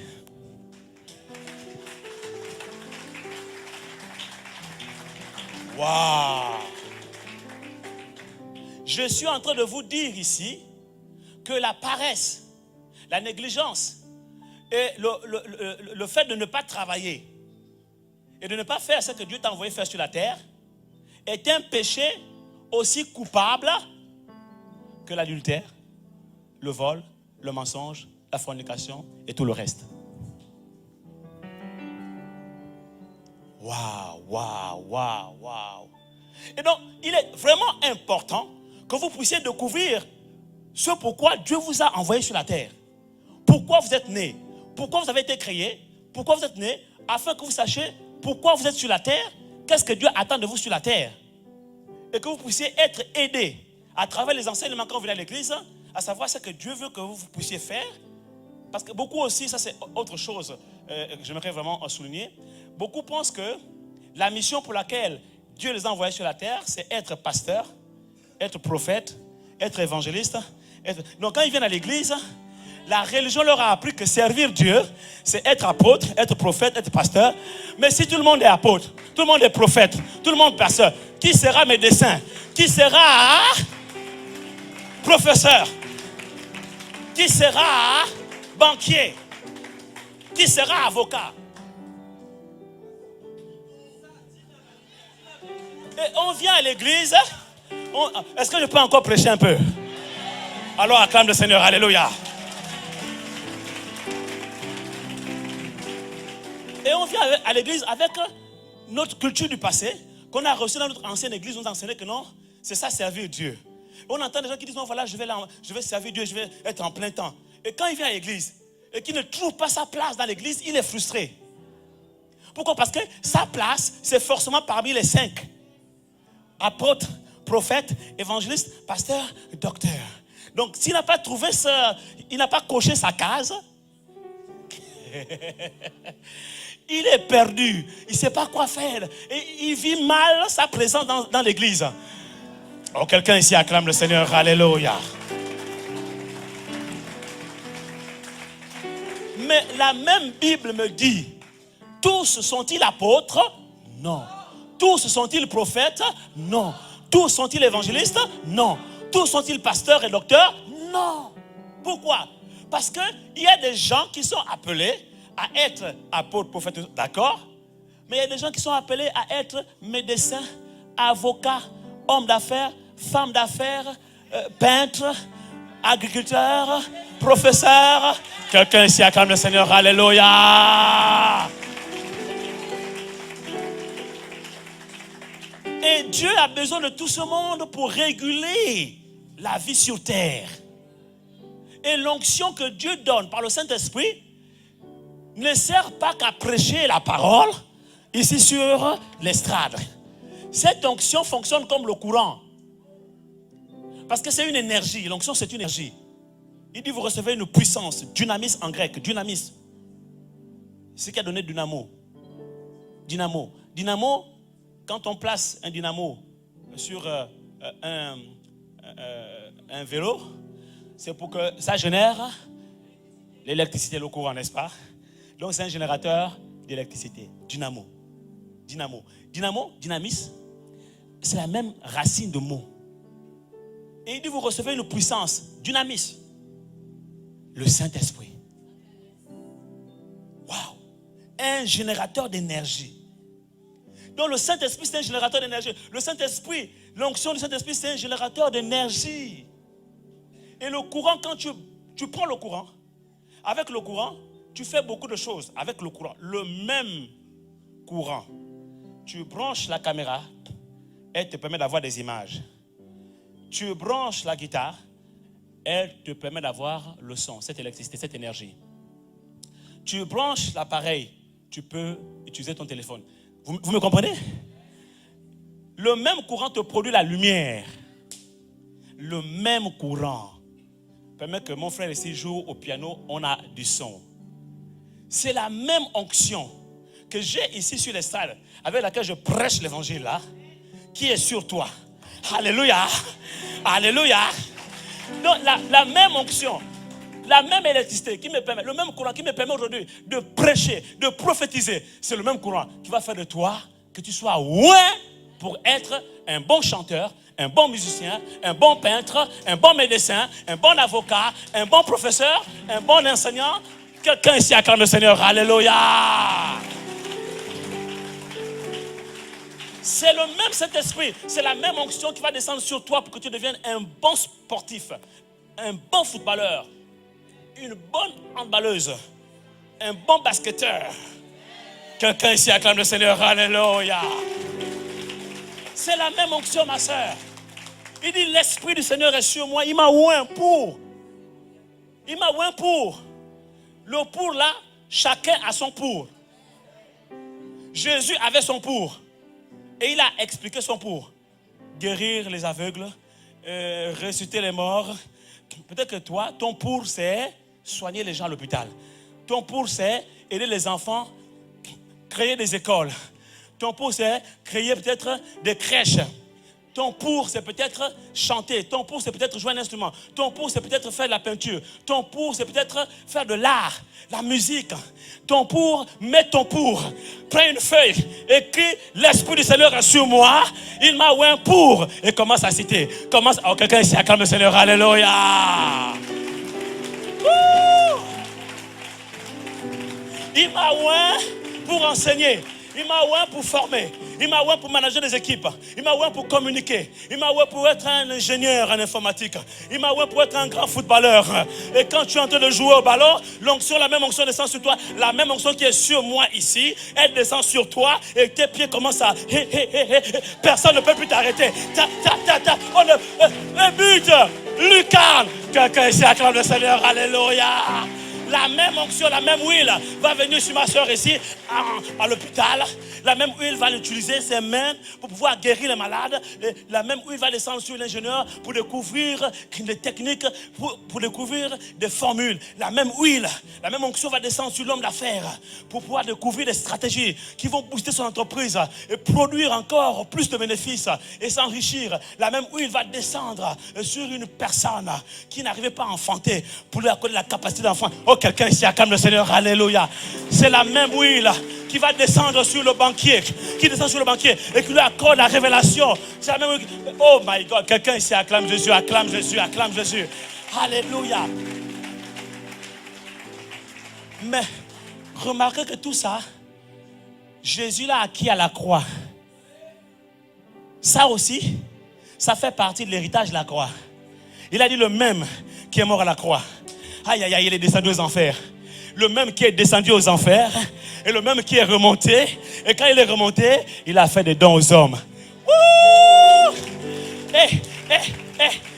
Ça veut dire que même la vocation, même l'appel au ministère fait partie de l'héritage de la croix. My God. Et dis à ton frère, il ne fait que déblayer le chemin. Alléluia. Dimanche prochain ne manque pas. C'est la conférence qui continue. Acclame le Seigneur. Alléluia. Alléluia. C'est la conférence qui continue. En fait, je suis en train de te dire une chose très importante. Je suis en train de te dire que la liste des serviteurs de Dieu sur la terre n'est pas close. Elle ne s'arrête pas à apôtres, à prophètes, évangélistes, pasteurs et docteurs. La liste n'est pas exhaustive. Un médecin est un serviteur de Dieu. Un avocat est un serviteur de Dieu. Un ingénieur en informatique est un serviteur de Dieu. Un banquier est un serviteur de Dieu. Un professeur est un serviteur de Dieu. Ok? Un musicien est un serviteur de Dieu. Un chanteur, une chanteuse, serviteur de Dieu. C'est la même onction qui coule. Quelqu'un ici acclame. La même onction coule. Reçois ta bénédiction. La même onction coule, elle coule, elle coule, elle coule. Ceux qui travaillent à l'hôpital, les aides-soignantes, les infirmières, ce sont des serviteurs et des servantes de Dieu. Amen, amen. Ça, c'est important à comprendre. Et la même onction qu'il y a sur moi, c'est la même qui coule sur toi aujourd'hui. Elle n'a pas changé. C'est le même Saint-Esprit. C'est le même dynamisme. Maintenant, il faut comprendre que ta place n'est pas forcément dans le fonctionnement hiérarchique de l'Église. Toi, tu dois comprendre que Dieu t'appelle à faire quelque chose de spécial. Acclame le Seigneur. Alléluia. Alléluia. Et comprends le mystère de la croix. Et c'est ça qui va te permettre de vivre la vie abondante. Parce que si tu ne vis pas la vie pour laquelle Dieu t'a envoyé sur la terre, tu n'es pas heureux, tu n'es pas épanoui. Tu peux être dans une église où on prêche bien, il y a la bonne louange, il y a tout ce qui est... Mais il y a quelque chose qui te manque, il y a une vie dans toi. Pourquoi? Parce que tu n'as pas encore trouvé ta place. Oh, mais ta place n'est peut-être pas ici. Ta place n'est peut-être pas dans la hiérarchie. Ta place n'est pas dans un titre. Ta place n'est pas dans une fonction. Ta place est dans ta vocation. Alléluia. Alors, je prie pour que tu aies une révélation du mystère de la croix. Et quand tu as la révélation, tu comprends ta vocation. Et tu vis bien ta vocation. Et quand tu viens à l'église, tu comprends que si je ne suis pas pasteur, apôtre, prophète, ce n'est pas un problème. Je ne suis pas ici, ce n'est pas un problème. Je compris ma place. Mais donc, quand tu viens à l'église, en fait, ton identité n'est plus dans le piano. Ton identité n'est plus ici au micro. Hein? Quelqu'un me comprend ici? Ton identité se trouve dans ta vocation. Et donc, acclame le Seigneur, alléluia. Hey. Et donc, tu vas bien vivre ton séjour à l'église. Pourquoi? Parce que pour toi, si les autres, l'église, c'est un lieu où ils viennent servir au micro, sur l'estrade, avec des titres. Pour toi, l'église, c'est autre chose.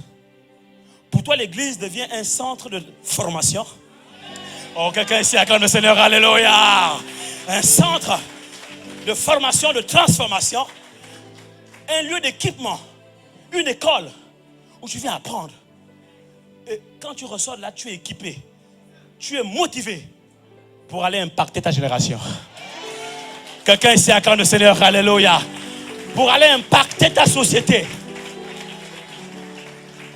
C'est pour cela que j'ai dit que notre foi ne doit pas seulement nous servir à prier et à trembler et à prophétiser. Ainsi parle l'Éternel. Non, non, non, non. Notre foi ne doit pas seulement nous permettre de dire, oh, on ira au ciel. Évacuons la terre, on va au ciel. Non, non, non, non, non, non. Notre foi ne doit pas seulement nous servir à ces choses abstraites. Mais notre foi doit aussi nous permettre de régner sur la terre, avoir une influence sur la terre, impacter notre environnement, impacter notre société. Parce qu'il faut que ta spiritualité impacte ta société.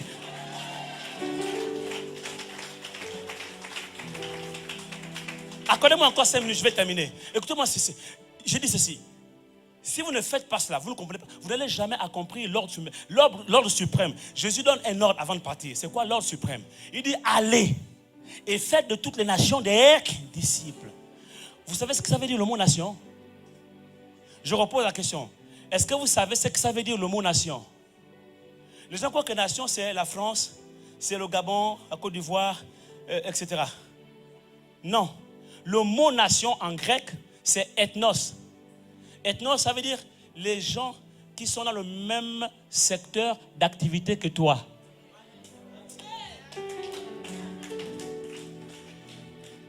Mon frère, si tout le monde est pasteur, qui va toucher les médecins? Regardez, le pasteur, sa nation, son ethnos, ce sont les chrétiens. C'est vous. Donc, dimanche, il arrive, il prêche à son ethnos. Mais peut-être que toi, ton ethnos, ta nation, c'est la médecine. Toi, ton ethnos, c'est la banque. Un autre, son ethnos, c'est les affaires. Dans l'immobilier, chacun d'entre nous a sa nation. Et il dit, allez et faites de toutes les nations. Ethnos, donc de tous les secteurs d'activité. Acclame le Seigneur, alléluia. Alléluia.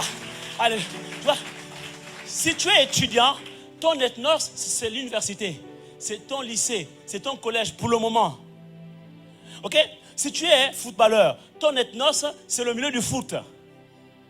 Donc, dans ce milieu-là, il faut gagner les âmes. Aller et faire de tout. Ça, l'ordre suprême. C'est ça. Ta raison d'être. Tu dois comprendre pourquoi Dieu te place dans un endroit. Pourquoi Dieu veut faire de toi un ingénieur. Pourquoi il veut faire de toi un banquier. Pourquoi il veut faire un coiffeur, une coiffeuse, esthéticienne. Pourquoi il t'envoie dans la cosmétique. Pourquoi il t'envoie à l'hôpital. Pourquoi il t'envoie dans ces milieux-là. Pourquoi. Mais en fait, c'est que parfois nos fonctions séculières, le travail que nous faisons sur la terre, révèle notre nation, notre ethnos. Donc ils nous envoient là-bas pour que nous puissions aller et faire de ces endroits-là des disciples. Et quand tu n'as pas compris ça, tu vas mal vivre ta présence à l'église. Oh mais vraiment et tout. Mais attends, si toi tu veux prêcher à l'église, il y a déjà un pasteur qui prêche dimanche, un autre prêche dimanche. Même si on est 50 pasteurs, tu ne seras jamais satisfait parce que de toute façon, tu vas prêcher peut-être une fois sur 50. Et tu vas réduire ton existence sur la terre à prêcher une fois sur 50 à l'église. Oh, quelqu'un ici acclame le Seigneur. Quelqu'un ici acclame le Seigneur. Alléluia. Alléluia. Je sais que j'ai dépassé le temps, mais excusez-moi.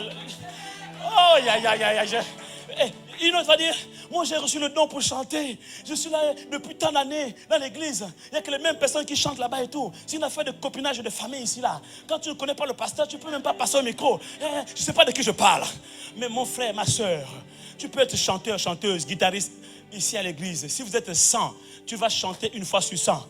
Tu vas être au piano une fois sur 100. Et tu penses que ta vie sur la terre est réduite à être là une fois sur 100. Non. Quelqu'un ici acclame le Seigneur. Alléluia.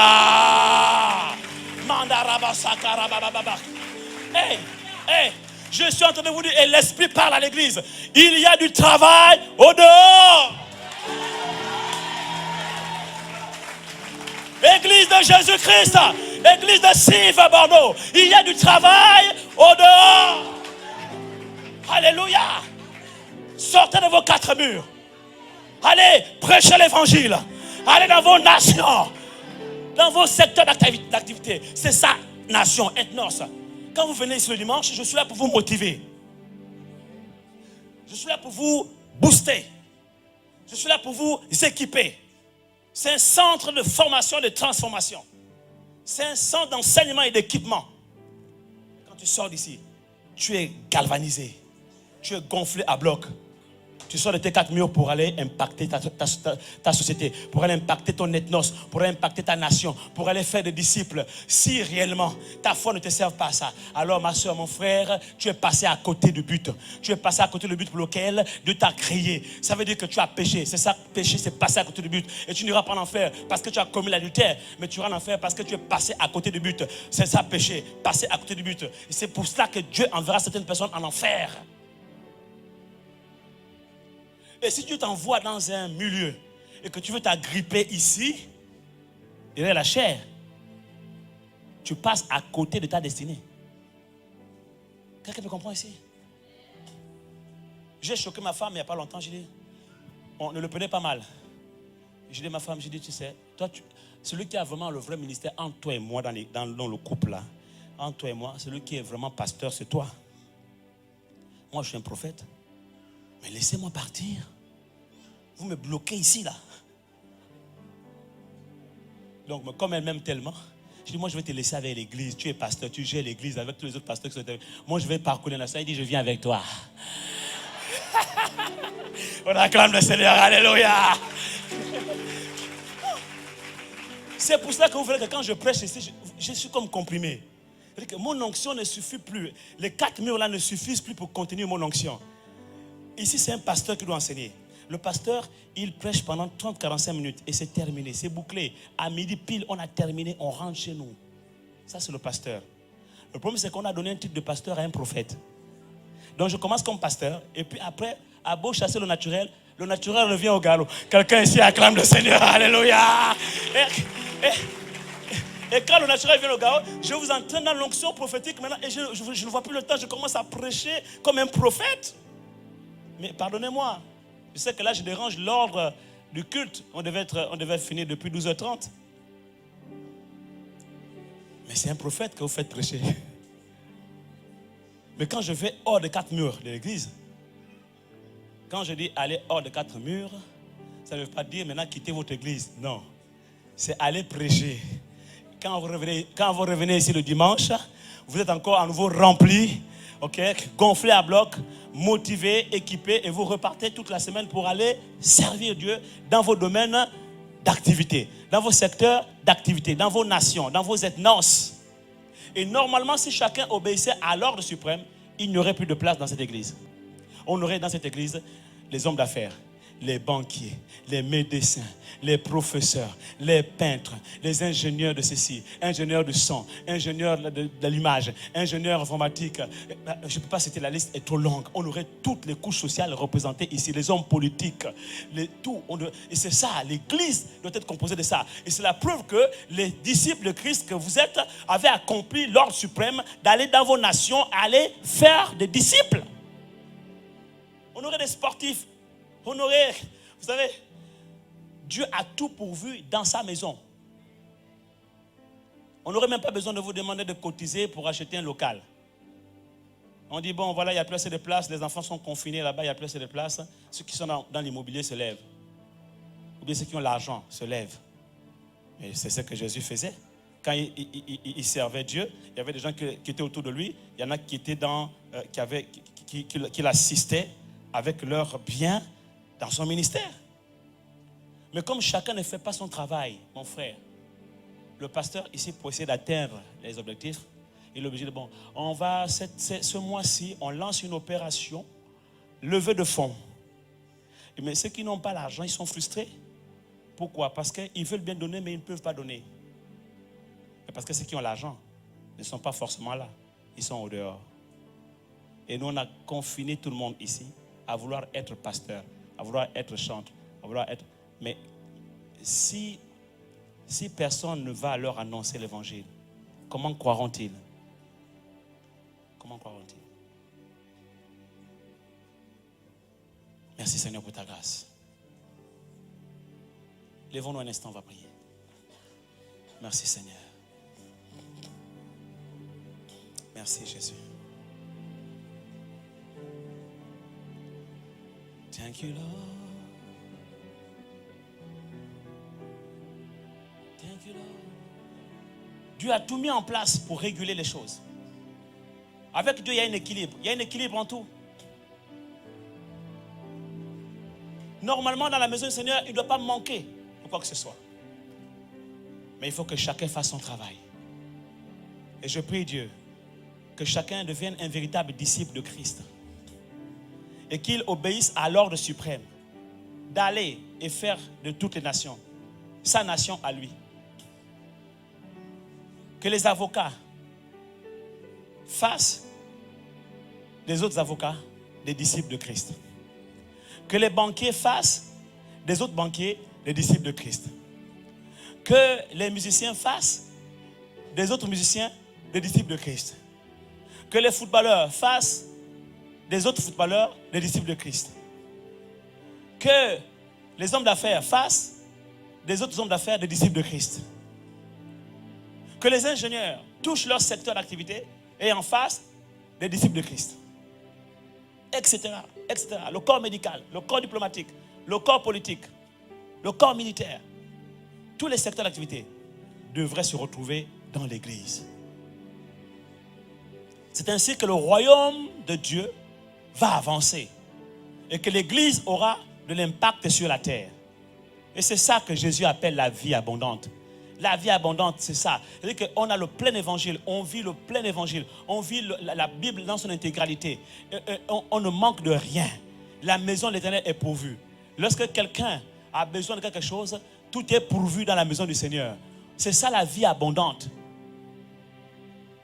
Il y en a ici qui prient pour avoir une femme ou un mari. Si se trouve votre femme ou votre mari n'est pas encore dans l'église, dans les 4 murs là, il est au dehors. Allez-y dehors là-bas. Allez-y prêcher l'évangile. Non dans le but d'avoir un mari ou une femme, mais parce que certainement en prêchant l'évangile, des âmes seront sauvées. Et peut-être que la prière de quelqu'un ici, qui prie depuis 10 ans pour avoir un mari, va être exaucée. Parce que cet homme qui est encore dans le monde va être amené à Christ. Et finalement, leurs chemins vont se croiser et le plan de Dieu va s'accomplir pour la personne. Pareil, je peux prendre plusieurs exemples au niveau du travail, au niveau des finances, au niveau des affaires, Seigneur, merci pour ce message.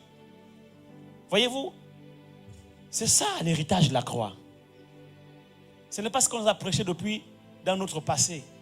C'était un message à moitié, c'était un évangile à moitié. Maintenant, Dieu, à travers la CIA, nous fait rentrer dans une dynamique et une pensée claire. C'est de prêcher le plein évangile. Un évangile complet qui touche toutes les couches sociales et tous les secteurs d'activité et qui met chacun à sa place et face à sa mission, face à ses responsabilités. Élevons nos voix et prions. Rends grâce à Dieu, rends grâce à Dieu. Rends grâce à Dieu. Alléluia. Alléluia. Manda seke terabayaso. Manda rebroso korababase. Rebroso korababaya khana kokokokokoroche. Kende rebroso korabaya khanda kanda rebroso korabaya. Kende rebroso korabaya khende kende rebroso korabayase.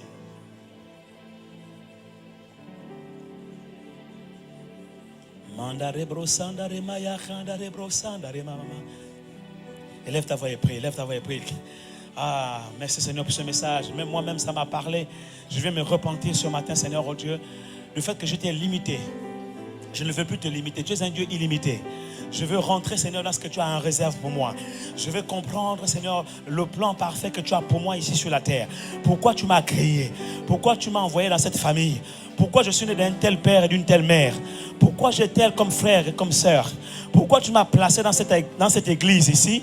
Pourquoi, qu'est-ce que tu attends de moi? Pourquoi tu m'as amené dans ce pays alors que je voulais rester dans mon pays? Pourquoi tu m'as envoyé en mission dans cette nation? Je dois comprendre ces choses et je dois savoir qu'est-ce que tu as mis en moi comme don, comme talent, comme qualité, comme potentialité, comme capacité, afin de pouvoir te servir là où tu me veux et comme tu le veux. Aide-moi, Seigneur, à être dans ton plan parfait. Je veux marcher dans ton plan parfait. Je veux faire les choses que tu veux que je fasse. Je ne veux pas faire ce que moi-même je veux faire ou qui me fait plaisir à moi. Je veux accomplir ta volonté. Jésus a dit, je suis descendu sur la terre, non pour faire ma volonté, mais pour accomplir la volonté de mon Père qui m'a envoyé sur la terre. Moi aussi, je vais faire la même prière. Je vais faire la même déclaration ce matin. Alors, ouvre mes yeux, Seigneur. Montre-moi mon chemin, afin que je puisse réellement y marcher, afin de ne pas aller à gauche ni à droite, mais afin d'accomplir ta volonté sur la terre, afin de faire vraiment ta mission sur la terre, pour ne point passer à côté du but. Si je passe à côté du but, le mot passer à côté du but en hébreu, c'est péché. Je ne veux pas pécher contre toi, Seigneur. Je veux être, Seigneur, dans ton plan parfait, afin de ne point manquer le salut. Seigneur, merci pour l'œuvre de la croix. Merci pour le salut en Christ et l'héritage de ce salut qui nous est révélé depuis la conférence des aigles et que tu vas continuer à nous révéler. Je voudrais, Seigneur, oh Dieu, être celui-là, Père éternel, qui doit être parmi les premiers bénéficiaires. Car trop longtemps, la religion m'a aveuglé. La religion m'a voilé. J'ai été vraiment aveuglé. La religion, ma culture africaine, mes considérations de noir et autres. Je voudrais être libéré de ces choses, les complexes. Je voudrais être libéré de ces choses. Je veux marcher libre parce que tu as dit que vous connaîtrez la liberté, la vérité, et la vérité vous rendra libre. C'est pour la liberté que tu nous as franchis à la croix de Golgotha. Nous voulons être des hommes et des femmes libres et marcher dans la liberté glorieuse des enfants de Dieu. Être épanouis, être heureux, être joyeux sur la terre parce que nous sommes là où tu nous veux et nous faisons ce que tu veux que nous fassions sur la terre. Nous sommes au bon endroit avec les bonnes personnes et nous faisons les bonnes œuvres que tu as préparées d'avance pour nous sur la terre afin que nous les pratiquions. C'est ça la vie abondante sur la terre. Alléluia.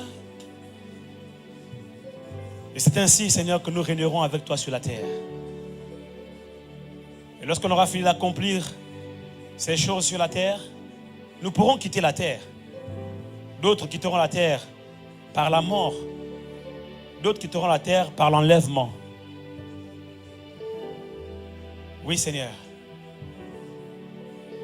Merci pour l'héritage de la croix.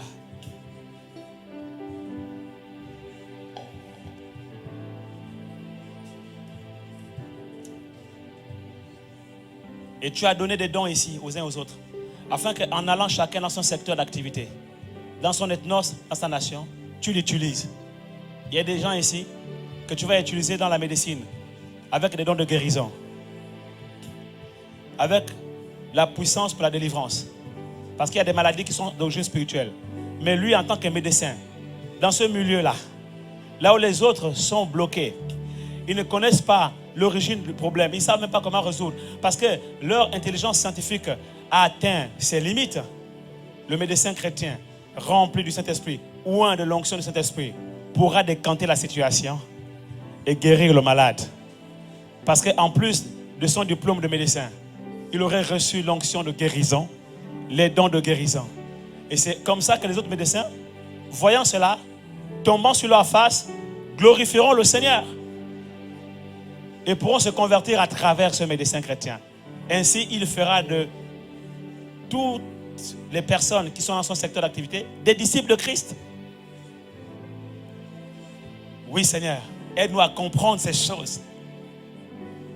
Aide-nous à passer au-delà, à aller au-delà des limites humaines et à vivre dans le surnaturel de Dieu.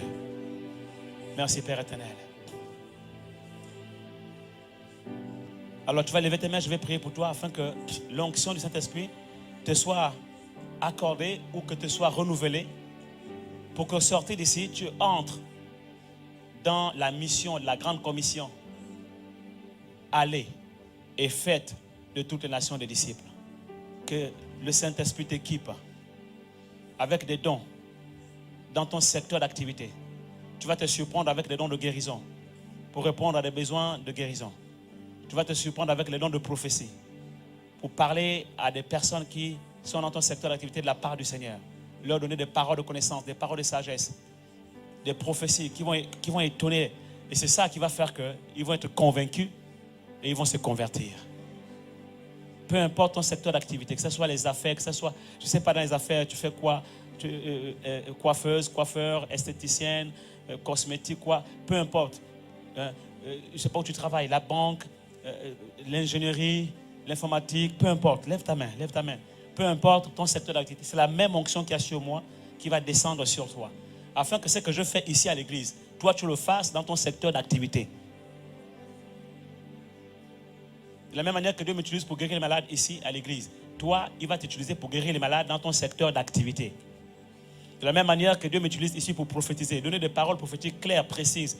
Toi aussi, la même onction va descendre sur toi et tu vas prophétiser. Tu n'as pas besoin d'attendre d'être à l'église, être reconnu prophète à l'église pour être prophète de Dieu. Tu peux être un prophète de Dieu dans la médecine, un prophète de Dieu dans les affaires, un prophète de Dieu dans le cosmétique, dans la coiffure, un prophète de Dieu dans tes études là-bas, à l'université, un prophète de Dieu dans le milieu du sport.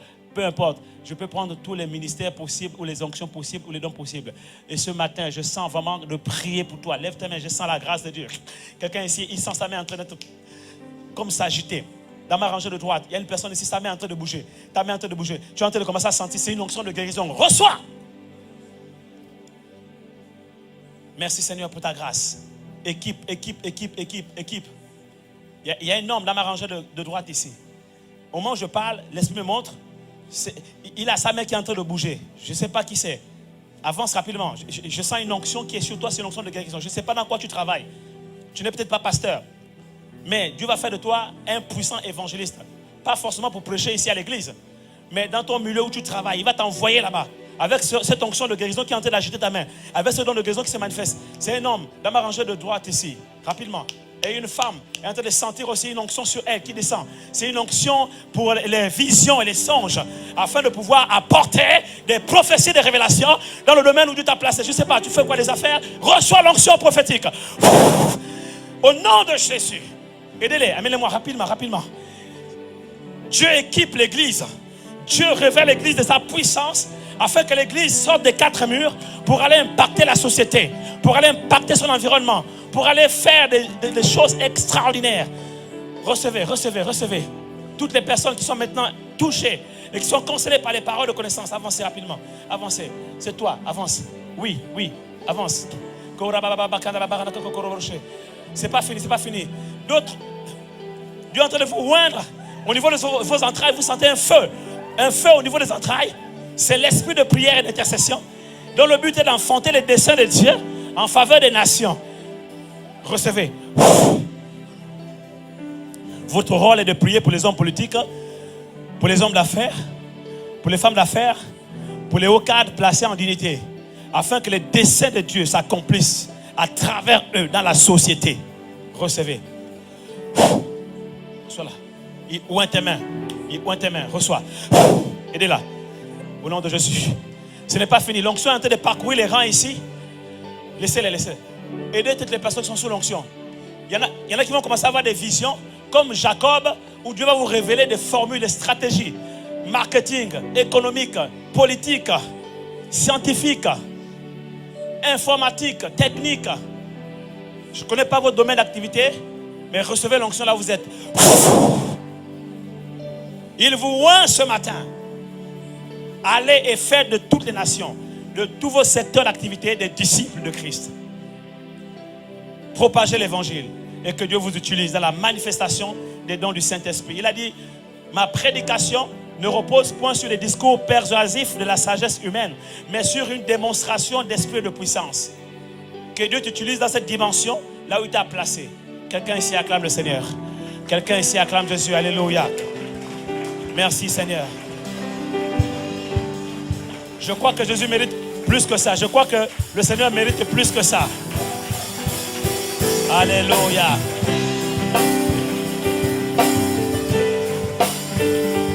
Amen là, amen là, amen là. C'est pas fini. C'est pas fini. J'ai envie d'arrêter, mais vous savez, l'onction de continuer là. J'aimerais un instant encore obéir à Dieu. Restez là comme ça. Regardez là, regardez là. Reçois. Aidez-la. Reçois la grâce. Il te oint. Il te oint. Pour l'œuvre à laquelle il t'appelle. Il te oint. Il te oint. Lève-toi, lève-toi, lève-toi. Lève-toi, ma soeur, lève-toi. Il te oint, il te oint, il te oint. Elle ne peut plus se tenir debout. Aidez-la. Elle ne peut plus. L'onction est forte sur elle. Aidez-la seulement. Tu peux l'aider. Avancez ici. Aidez-la. Joanna, pose ta main sur ce qui est derrière toi. Elle est sous onction là. L'autre, reçois, reçois ma fille, reçois, reçois. Reçois. Il te oint. Je te vois faire les affaires, je te vois vendre des bijoux en or. Ça a été toujours ton rêve. Dieu t'a montré ça depuis ton enfance. Je vois des bijoux en or, des bijoux, je vois plusieurs bijoux. C'est Dieu qui te montre ça. En fait, tu es appelé à faire des affaires dans ce domaine. Et tu vas vraiment être béni financièrement par Dieu afin de faire avancer les projets du royaume de Dieu sur la terre. Reçois la grâce de Dieu. Reçois la grâce.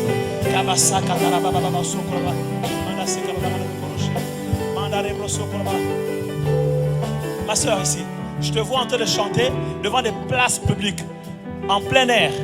Et je suis en train de chanter, tu es en train de chanter, et tu es en train de chanter, et les gens se convertissent. Ils pleurent, ils pleurent, ils pleurent. Les malades sont guéris, les démons partent des corps, devant des places publiques. Dieu te donne une onction pour les croisades, les grandes croisades, les grandes croisades d'évangélisation. Et à travers le don du chant que Dieu t'a donné, les âmes vont se convertir, les âmes seront touchées par la puissance de l'évangile. Et beaucoup viendront au Seigneur. Beaucoup viendront au Seigneur. Aidez-la, aidez-la moi ici. Aidez-la, je vais la toucher. Juste. Fais-la lever, fais-la lever. En fait, quand je demande qu'on m'amène les gens qui sont touchés, saisis par l'onction, c'est parce que Dieu me pousse à imposer mes mains sur ces personnes afin qu'il s'opère un transfert d'onction, un transfert de grâce, un transfert de dons spirituels. Pour que ce que moi je fais ici, ces mêmes personnes soient utilisées par Dieu pour le faire dans leur secteur d'activité, là où ils iront. Ok? Reçois. Tu prophétiseras. Tu auras des visions. Reçois. Il te oint. Reçois. Il te oint, ma fille. Il te oint. Reçois la grâce. Il te oint. Il te oint. Il te oint. Il y en a que Dieu est en train de oindre dans la salle. Il n'a pas fini. Dieu veut te oindre. Parfois, les épreuves que vous traversez sont un signe, indicateur qui vous révèle que Dieu vous a appelé à résoudre les problèmes que vous traversez dans la vie des gens. Toutes les personnes qui traversent des épreuves compliquées, il y a une onction pour vous ce matin maintenant. Parce que ce que vous vivez révèle les problèmes que d'autres personnes vont vivre. Il vous équipe pour traverser les épreuves afin que vous soyez utilisés par Dieu pour aider d'autres personnes à traverser les mêmes épreuves. Recevez l'onction. Recevez l'onction. Aidez-la. Tachaba. Tachaba. Si j'ai prié pour des gens, reprenez-les. Si je n'ai pas encore prié pour des gens, amenez-les-moi ici. Il te touche, ma fille. Il te oint. Il te oint. Il te oint. Il est là, il est là, il est là.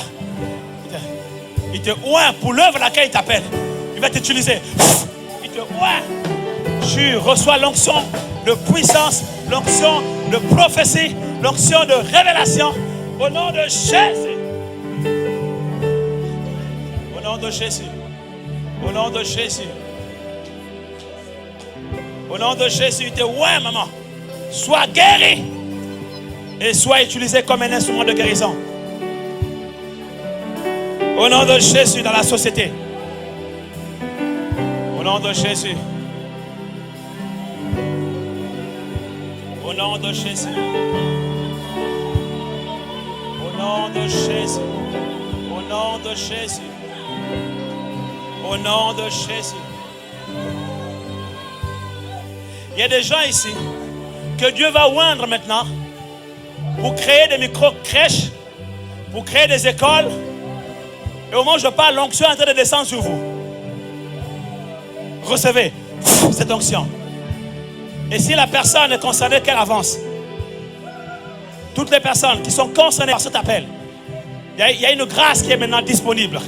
Dans la création des micro-crèches, dans toutes les structures qui concernent les enfants, il y a une grâce. Cette onction vient pour non seulement vous équiper, mais pour vous ouvrir les portes et vous créer les connexions divines afin de vous amener les richesses nécessaires, les capitaux nécessaires pour vous lancer dans ce domaine. Et vous donner la grâce de vous connecter à des institutions qui vous favoriseront. Il y a des structures, des dispositifs qui vont vous favoriser. Parce que l'onction sert aussi à ça. L'onction, c'est un débordement de la grâce de Dieu sur la vie de quelqu'un. Et je sens le débordement de la grâce de Dieu maintenant par rapport à toutes les personnes qui sont appelées à créer des micro-crèches ou les structures d'enfants, les écoles pour les enfants, les crèches ou encore les structures maternelles. Je ne sais pas comment on appelle ça, tout ça. Mais tout ce qui concerne l'enfance, recevez, recevez, recevez. Au nom de Jésus, il te oint. Il te oint. Il te oint. Il te oint. Il te oint. Tu auras des idées créatrices de richesse. Il va t'inspirer. Il va créer des connexions divines. Il te oint. Il te oint, ma fille. Il te oint. Tu vas construire des écoles maternelles. Des écoles. Tu vas les structurer. Tu vas les construire. Tu vas construire des écoles pour les enfants, des structures pour enfants. Il va te donner des connexions avec des municipalités, des collectivités, des municipalités, des autorités politiques. Et les portes vont s'ouvrir pour toi. Reçois la grâce. Il est là. Oui, tu en fais partie. Tu as cette grâce. Je prie que les trésors des nations se bousculent au port de ta demeure. Et que les finances viennent. Les connexions soient créées. Et que les structures soient mises en place. Et que vraiment tu puisses être étonné de comment Dieu va ouvrir les portes. Au nom de Jésus, t'introduire des réseaux d'influence. Reçois la grâce. Reçois la grâce. Au nom de Jésus, t'es oint. Afin que tu reçoives l'inspiration, la révélation dans ce domaine, les stratégies. Une huile coule sur toi. Afin qu'il t'utilise. Il va créer les connexions. Il va ouvrir les portes. Il va t'amener vraiment à une dimension de grâce particulière dans le domaine de l'enfance. Tu rencontreras même des hautes personnalités qui vont te donner des facilités. Il y a des dispositifs qui existent, mais que tu ignores. Il va te donner accès à la cour d'écran. Que ce soit la grâce de Dieu. Que ce soit la grâce de Dieu. C'est possible aussi. Et cet héritage est pour toi. Ce partage est pour toi. C'est ton partage. C'est ton héritage à toi aussi. Que ce soit la grâce. Il te oint, ma fille. Il te oint. Tu rendras les enfants heureux. Tu rendras les enfants heureux. Là où tu n'as pas été heureuse dans ton enfance, Dieu a permis cette épreuve afin que toi tu rendes les enfants heureux plus tard. Alors il te oint dans ton épreuve afin que tu deviennes un instrument de guérison pour cette génération. Au nom de Jésus. Cette onction vient sur toi, ma fille. Elle vient sur toi. Elle vient sur toi. Elle vient sur toi. Elle te oint pour travailler au milieu des enfants. J'appelle la grâce. Elle s'ouvre pour toi. La grâce Les portes de la grâce s'ouvrent pour toi. Au nom de Jésus. Au nom de Jésus. Sois équipé des dons de puissance, des dons de révélation pour travailler dans ce milieu. Afin d'amener plusieurs enfants au Seigneur. Afin de guérir plusieurs enfants malades. Afin de délivrer les captifs qui sont tenus captifs par la sorcellerie, par la malédiction héréditaire, ancestrale et autres. Il te oint. Afin qu'il y ait des évangélistes parmi vous pour annoncer l'évangile aux enfants et pour les sortir de la drogue, des liens bizarres, héréditaires et autres. Reçois. Reçois. Évangéliste, tu n'es pas évangéliste seulement pour une couche sociale. Tu dois comprendre que tu es évangéliste de façon générale. Alors prêche l'évangile, pas seulement aux femmes prostituées ou aux hommes prostitués, mais prêche l'évangile à toutes les couches sociales. À toutes les couches sociales. Reçois la grâce de Dieu et qui t'utilise. Il oint tes mains, il oint tes pieds, qui sont beaux les pieds de ceux qui annoncent la bonne nouvelle. Les dons de puissance et de révélation t'accompagnent dans ce ministère. Au nom de Jésus. Reçois la grâce. Il te oint. Il te oint. Il te oint. Il te oint. Sois ointe, maman, de l'onction du Saint-Esprit pour accomplir les œuvres sociales. J'entends les œuvres sociales. Les œuvres sociales, à travers les œuvres sociales et humanitaires. Tu vas toucher beaucoup de personnes dans le milieu de l'association, dans le secteur des associations. Tu vas toucher beaucoup de personnes dans le social et l'humanitaire. Reçois la grâce. Il te oint, ma fille. Il te oint. Oui. Sois ointe pour l'œuvre à laquelle Dieu t'appelle. Au nom de Jésus. Amen. On acclame le Seigneur, on acclame le Seigneur, on acclame le Seigneur. Au nom de Jésus. Il te oint pour le ministère des enfants. Il te oint. De ces enfants, tu en feras des disciples de Christ. Parmi eux, il y a des chantres, il y a des musiciens, il y a des artistes. Il te oint pour ça. Pour réveiller les vocations. Pour susciter la passion dans ces vocations. Au milieu des enfants. Il a dit par la bouche des enfants et de ceux qui sont à la mamelle, Dieu fonde sa gloire. Vos fils et vos filles prophétiseront. Reçois cette onction sur toi pour la transmettre aux enfants au nom de Jésus. Amen. Quelqu'un ici acclame le Seigneur. Alléluia.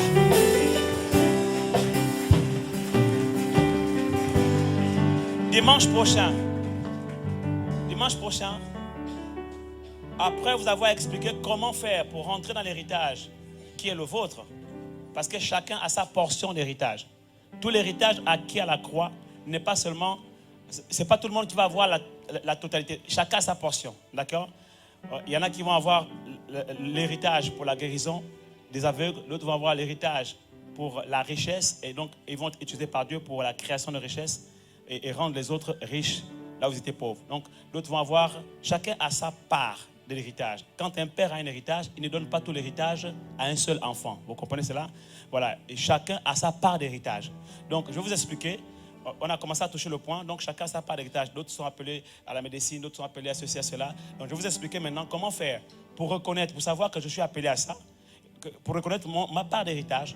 Comment faire pour entrer en possession de cet héritage. Maintenant, comment faire effectivement pour en jouir, pour vivre la vie abondante sur la terre. D'accord?